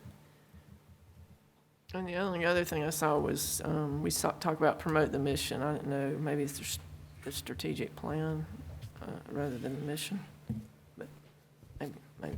What's that now? It says promote the mission of, but, would it be like the strategic plan, or are those two different things, or is that the same thing? The mission and the strategic plan? Those are the mission is, we don't have our columns up here, but the mission is set, is one, and in fact, we need to get back. The mission of the board is different than the mission of the system, but we have a mission statement, and we have a strategic plan. So the strategic plan is a 5-year strategic plan that's going to change. Our mission statement has been the same maybe for 8 or 10 years. So they're not the same, but they should definitely be in one accord. I guess my only other issue at all was on the preferred qualifications, we have successful long-term experience with media and public relations. How do you define, I guess I'd like that to be just pretty concrete, if you want, is it 7 to 10 years? Yeah. Successful long-term is just kind of vague, that's in the eye of the beholder, I guess, but it just seems kind of broad. Yeah, I was waiting for Ms. Stowe to say the excellent oral and written communication skills need to be in qualification. I just try to do it myself. If it's very quantitative and black and white, it's qualifications. If it's kind of a little bit interpretive or can be subjective, we put it under preferred. If it's if we want 3 years, I'm good with that. If we want 5 years, I'm good with that too. Long-term experience, we'd want to be more than 3 to 5. So generally, like we used to get caught up with this in our principal job descriptions that Ken worked on with us, where our elementary principals required something different than our high school required as far as years of experience in being an assistant principal. And so anytime you end up getting a number in there, it just makes it kind of weird. And so we figured that, look, our strict qualifications, our black and white is there. All the preferred, those things are kind of rated by that is what the interview team is looking for. They're determining if somebody's experience is successful or not. Because successful is objective, or is subjective. Somebody can view you could be working in media for 10 years, but it'd be terrible.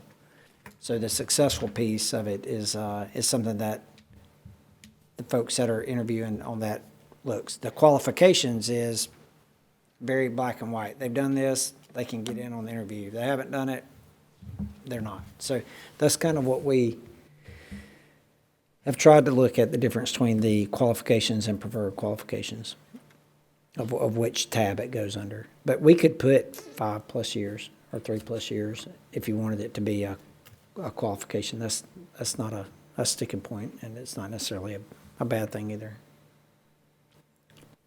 I guess I define long-term as 7 to 10 years. And by definition, hopefully you're successful if you've been doing it that long. So, I don't know. It just depends on how you all feel about it, but I just think that's pretty broad. For going around the horn, is there any thoughts on adding that?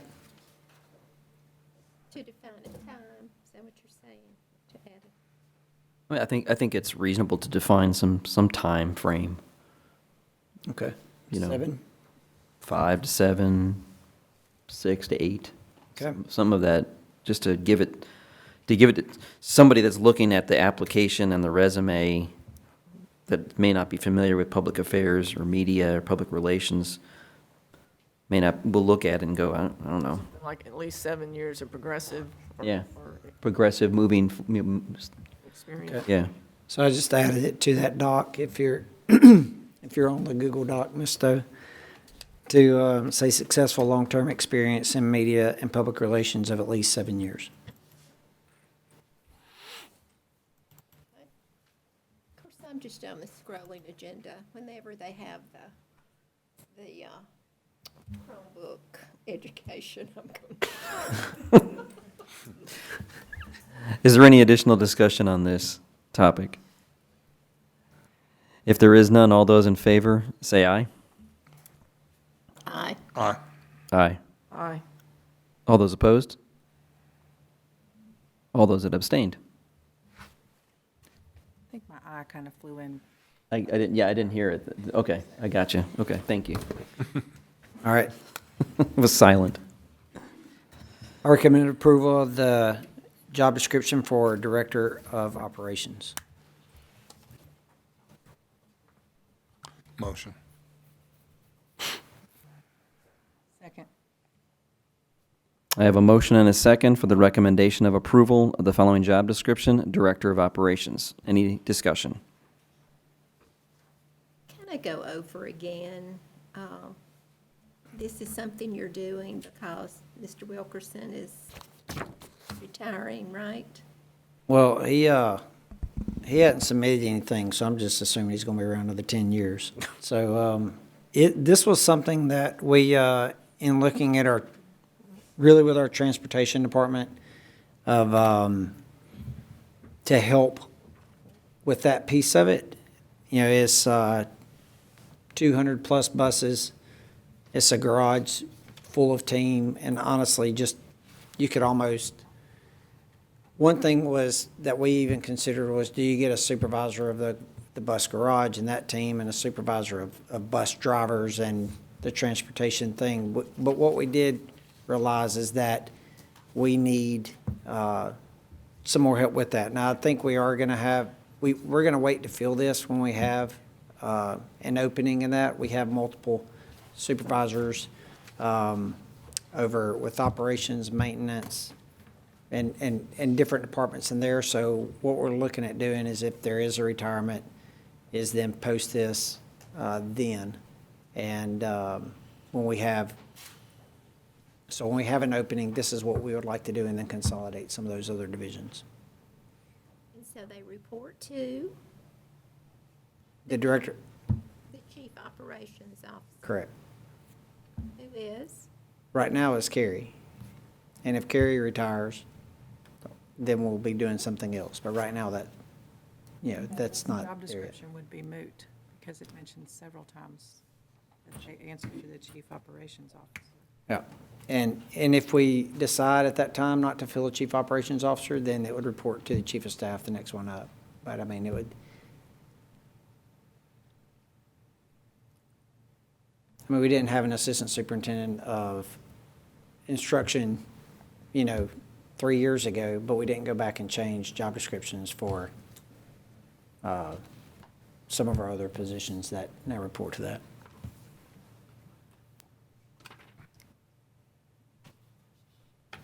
What did you just say, that when we didn't have an assistant superintendent, we didn't change? Like when we added assistant superintendent position and then hired Tim Solly in there, we didn't change every other person to report to the assistant superintendent. And maybe we need to go back and just adjust those job descriptions. But I mean, those are right either. it just goes on the org We chart. changed the org chart, but we probably need to clean up the other two. I mean, Well, and we have, we can go in and clean up job descriptions, and sometimes that's, in our experience, that's been easier said than done. But, Ken would love to tackle that with y'all and us on cleaning those up. His face is not screaming love. No, he actually would love it. Wouldn't you love that, Ken? Wouldn't you love cleaning up some of the? I don't think love would be the correct word, but we would definitely like the challenge. Okay. Not as much as cleaning up some of the salary schedule.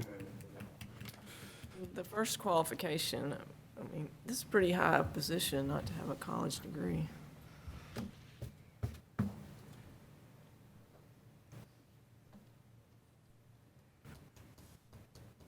I think it is difficult in the world of construction to always kind of put that into a peg that has a college degree. I think really that 5 years of supervisory experience in construction probably in some ways supersedes that. I'm not sure what college degree would actually make you a better. Well, you had to fill out a lot of reports and do a lot of budgeting, and it would, But if somebody has a 2-year degree or associate's degree, there's a lot of there's a lot of folks that graduate from Calhoun that are very employable and can supervise departments. I mean, I remember Nathan and I talked about this when we were doing director of IT. I can't remember what we came up with, but there's a lot of folks in the IT world that run those departments that have 2-year degrees. But as far as your 5-year supervisor experience in construction, if one of our plant managers who perhaps has run several high schools or something, would that be considered construction? Because if you have 5 years' experience running a high school or something similar to that, would that not be, because it kind of falls into the similar to the Madison County Board thing, but not really. Yeah, I would say that's not supervisory. Plant managers are not a supervisory position. If somebody's supervising, they're more of an exempt employee. They're not necessarily an hourly wage. That would be probably a good But, okay. differentiating factor.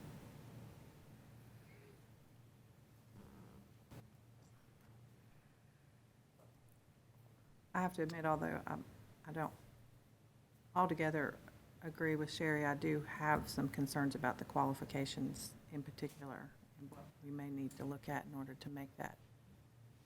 So right now, it's written 2-year degree or higher, or equivalent experience. So you don't even have to have a degree at all, I guess. If they're already a supervisor, if they're already a director of operations, or if they're doing this at another school system, and they've been doing it for 15 years, you know, that would be the equivalent experience. I would want some kind of higher education in that position. So if it read 2-year degree or higher and equivalent experience? Be better, yeah. I mean, I think you want somebody beyond a high school education for that. They've got to manage a lot of people, they've got to figure out budgets and make good purchasing decisions, and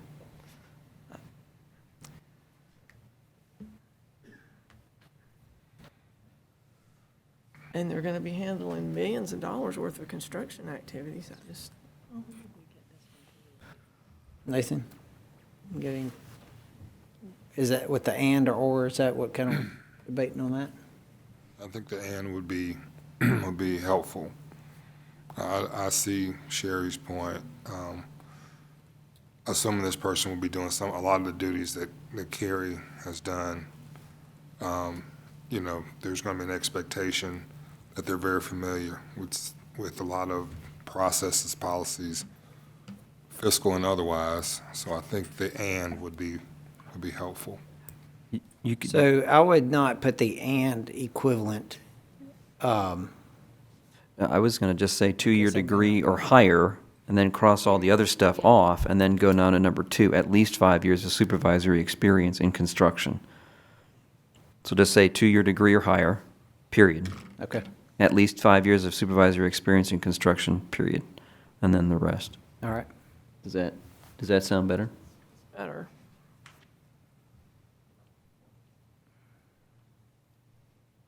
We'll strike through that or equivalent experience in supervisory position.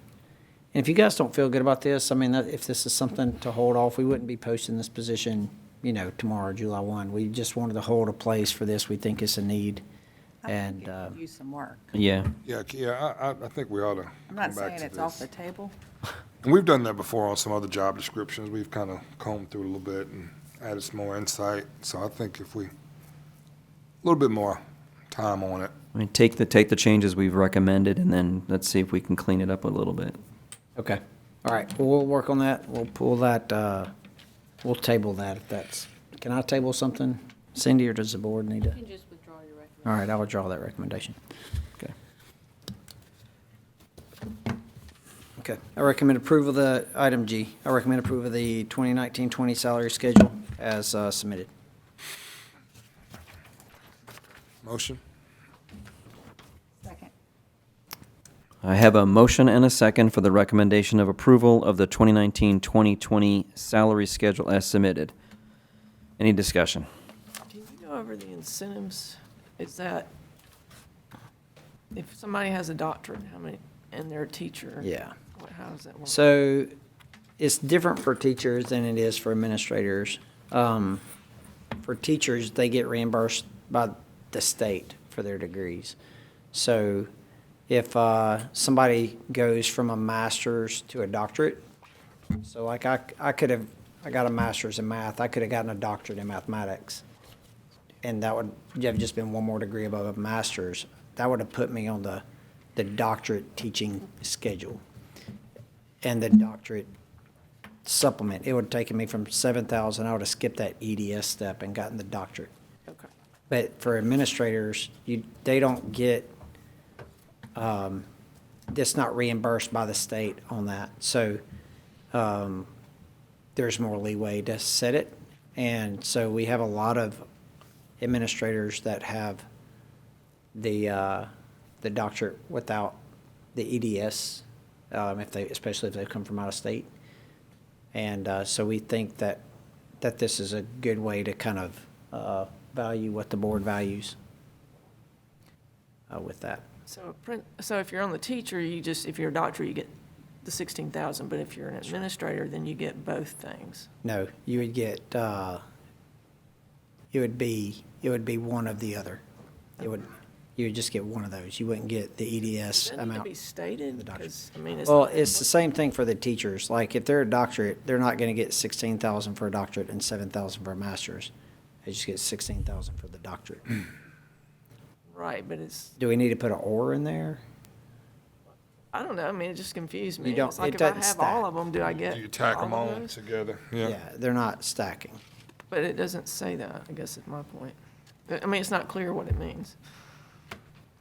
Well, if you have a doctorate, you add 16, if we're on the I teacher. know what you're saying, but it doesn't say it. That's my point.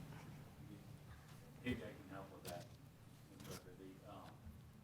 The teachers have a salary matrix that indicates bachelor's, master's, EDS, and doctorate.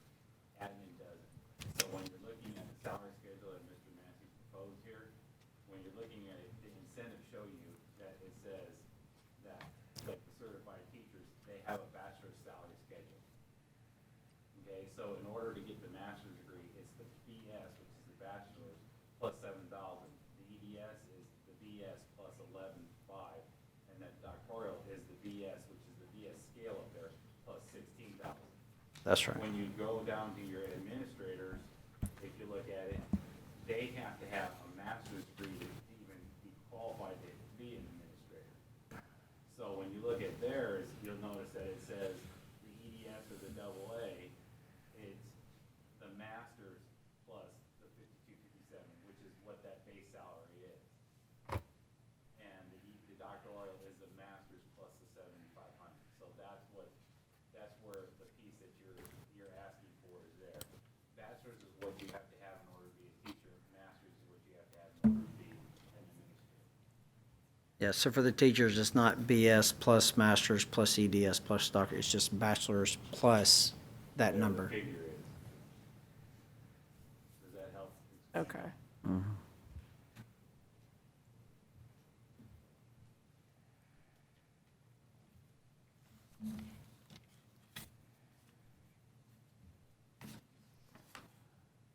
it might be simpler if we use the term base salary plus that.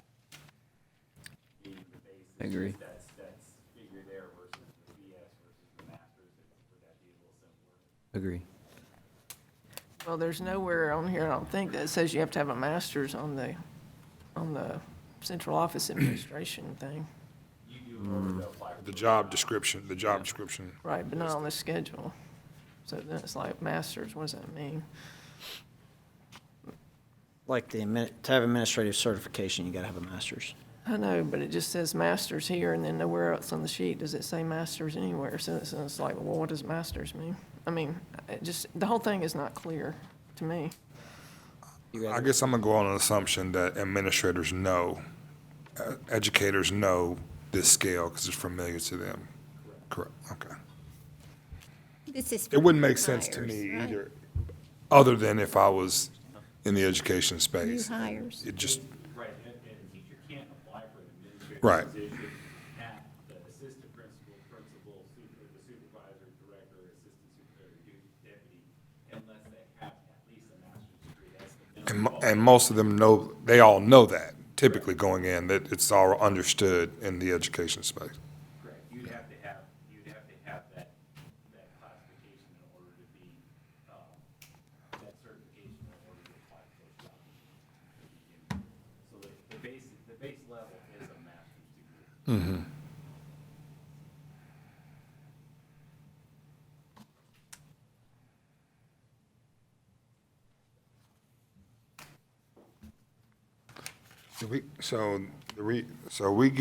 We don't get reimbursed from the state for the administrators' additional, or is that just the teachers we get it, or we actually get it for the administrators as well? You get for your, it's kind of like, and I don't know what it is for a principal, but like you get, for a career tech administrator, you get $60,000 for a career tech administrator. For a lead nurse, you get $65,000 for a lead nurse. So we pay above what the reimbursement is for a principal. You don't get any extra reimbursement if those principals have advanced degrees.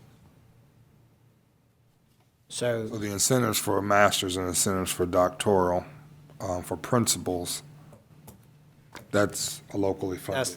That's correct. Okay, That's why it's different. gotcha, okay. And none of them stack. Correct. And that's why it's, yes. And Matt, you can correct me, because I sent an email to you, Karen, earlier this week asking her some questions about this. And Sherry, I know you're always interested in this aspect of it, and she may have already told you, but the net changes throughout this new schedule are about $100,000 net increase. That's what she told me. Yeah, so let's She talk told you about too. that for just a And then on top of that, we're going to have another $450,000 increase with the 4%. So our, not necessarily. So let's just say we hire 100 new teachers this year. Teachers that come in at step 0, brand new out of college, they're going to be the highest paid teachers in the state. Mm-hmm. So what we're going to be able to do is go out when we're recruiting teachers to say, you come to Madison County, you'll make more than anybody else in the state of Alabama, $43,000. That is about $2,000, $2,500 above the state matrix. A teacher at step 10 can come in with 10 years experience, because not all of our 100 teachers that we may hire, probably only 15 are brand new. I mean, it's actually a small percentage, because teachers that are experienced want to come to our district. So if they come in at step 10 at $48,000, that's only about $700 over the state matrix.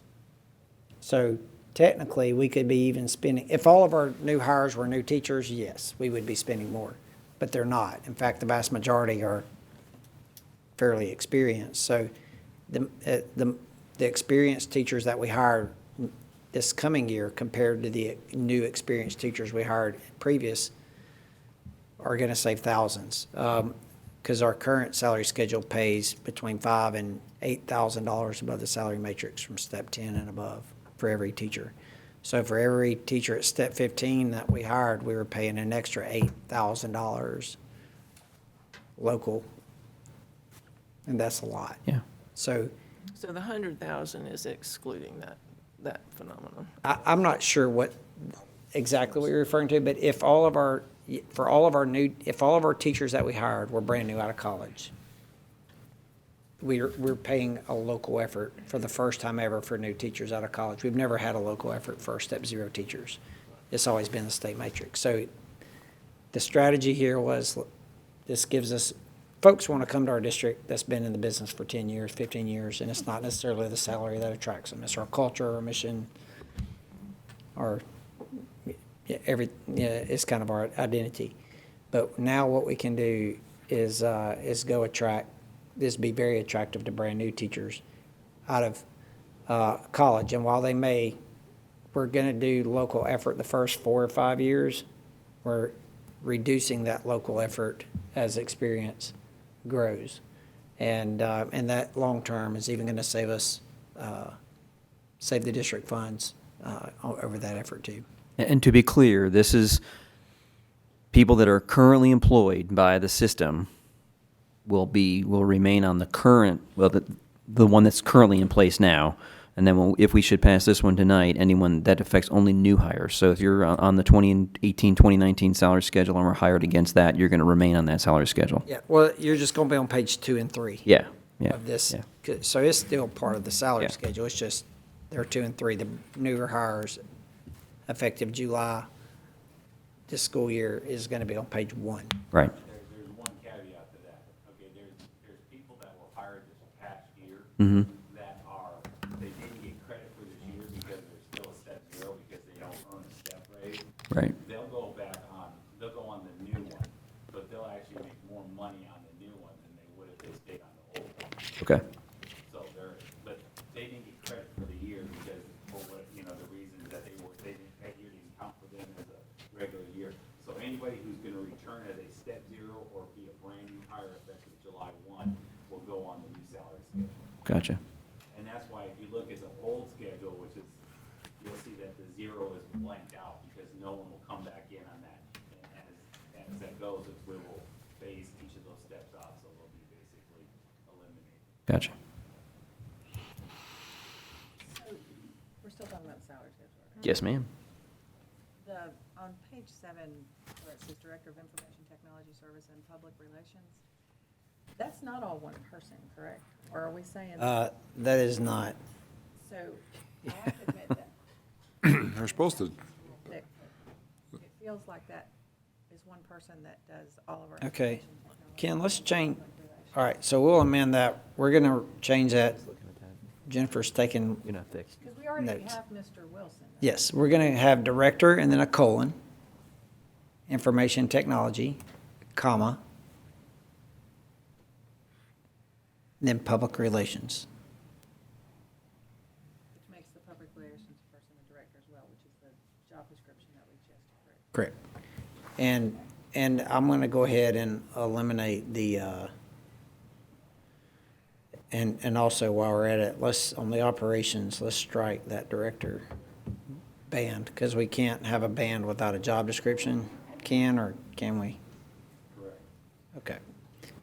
So on the page, it's 14 on the PDF, 12 if you're looking at your page numbers. That Director of Operations, will strike that also. On 14, is that what you said? If you're looking at your page numbers there, we'll say 12. Okay, Page 12, the second band. Yeah. Will take okay, Yeah.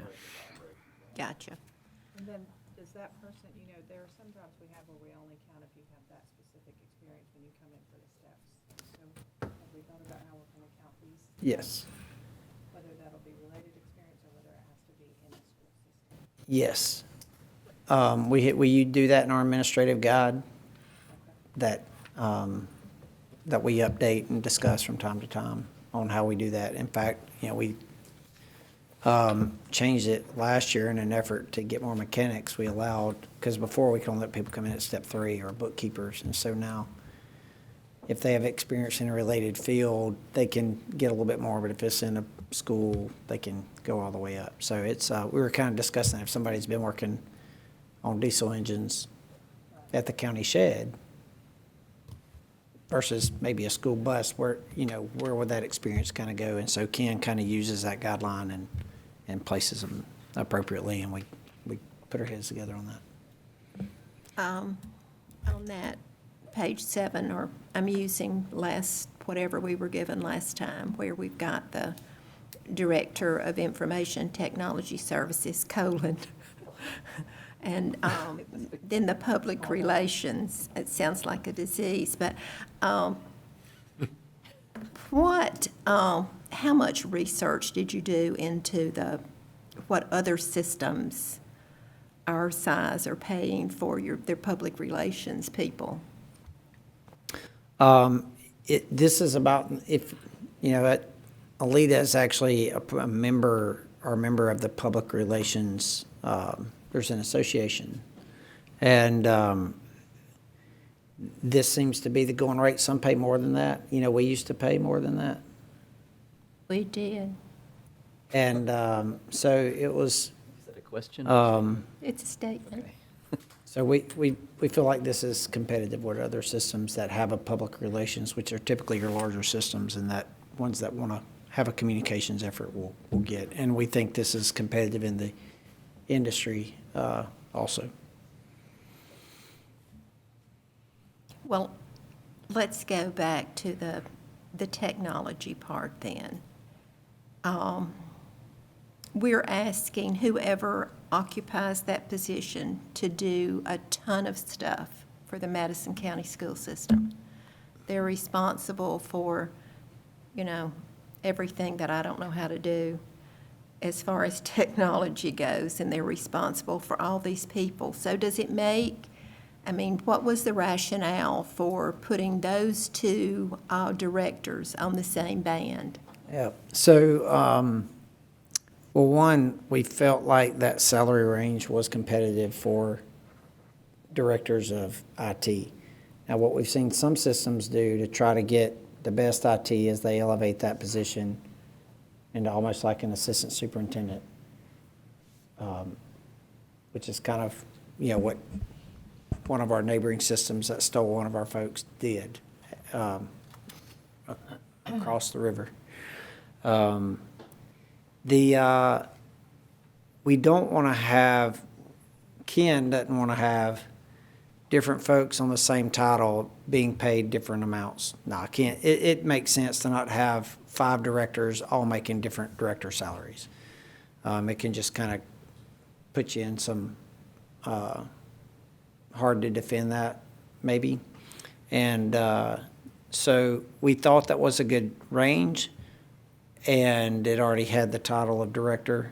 And we're like, hey, this just fits right here. We can make a new strand for it. But that was the range we were, after doing some research, that we felt like would be competitive.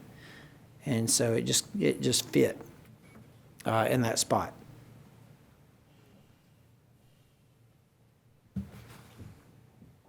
If we had to replace him, technology, could we do it for that?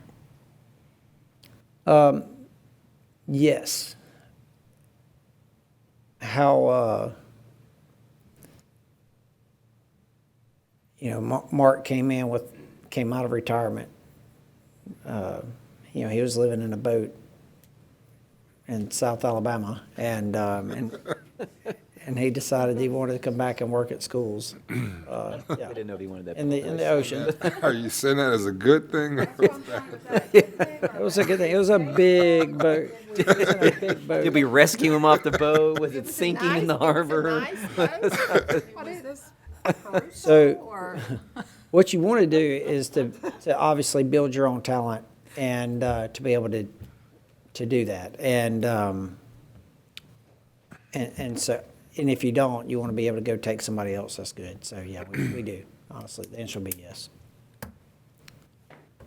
But if it's not somebody we think can do the job, we won't fill it. We'll come back to you guys and say, hey, we need to do something else.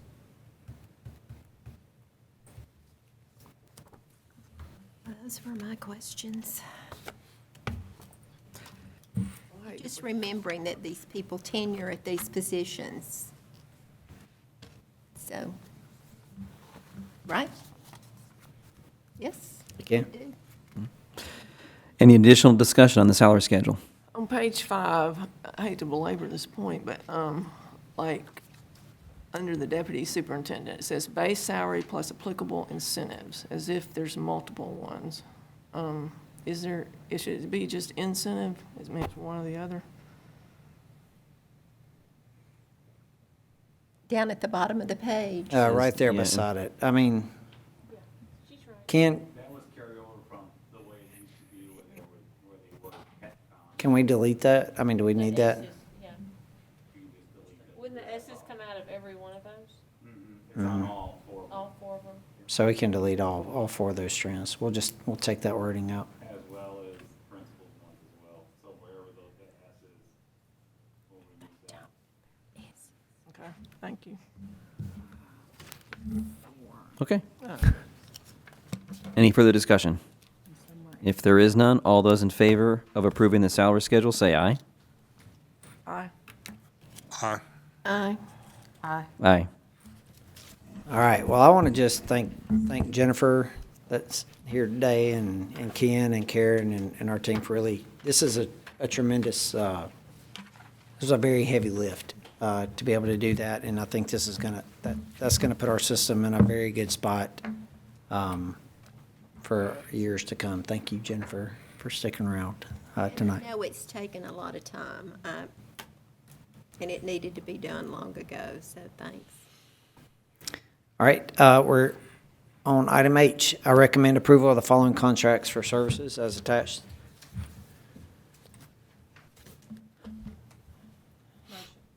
Second.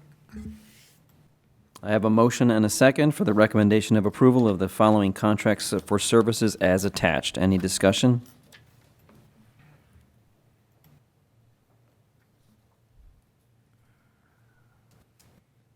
If there's no discussion, all those in favor say aye.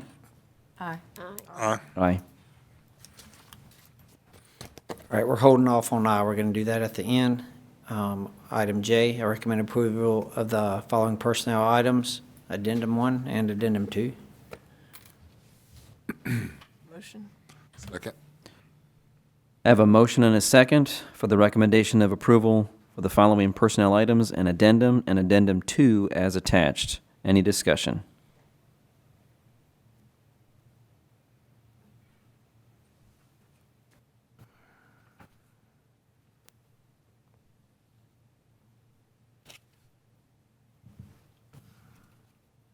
If there is no discussion, all those in favor say aye. Aye. Aye. Aye. I recommend approval of the following supplemental contracts as submitted. Motion. Second. I have a motion and a second for the recommendation of approval of the following supplemental contracts as submitted. Any discussion?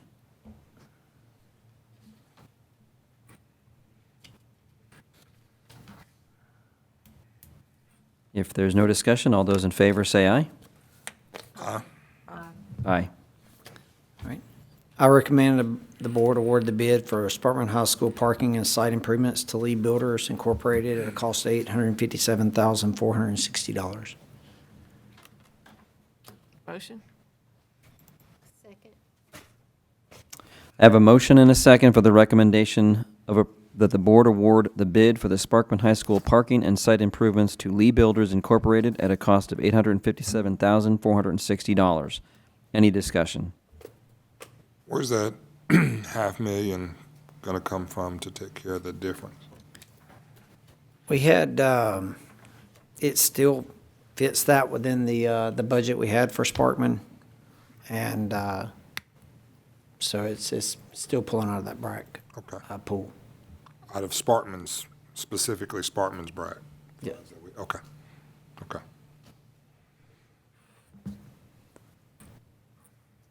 Any additional discussion? All those in favor say aye. Aye. Aye. Aye. All right, I have item, I can make that recommendation, then maybe we can go into executive session if there's any of that, but I have a suspension recommendation. Can you make a recommendation?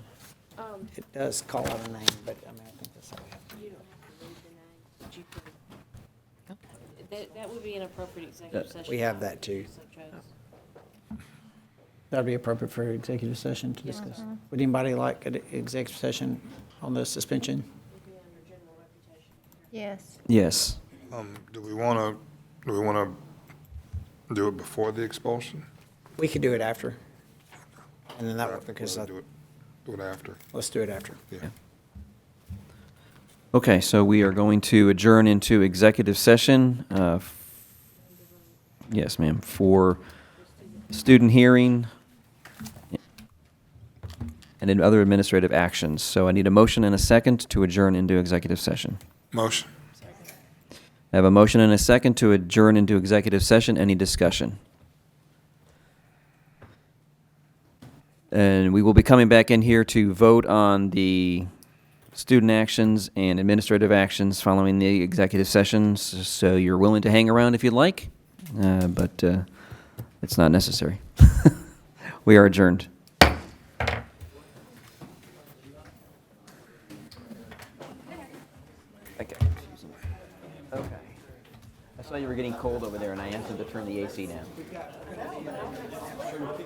It didn't. I know, but you were shivering. I saw that. Here?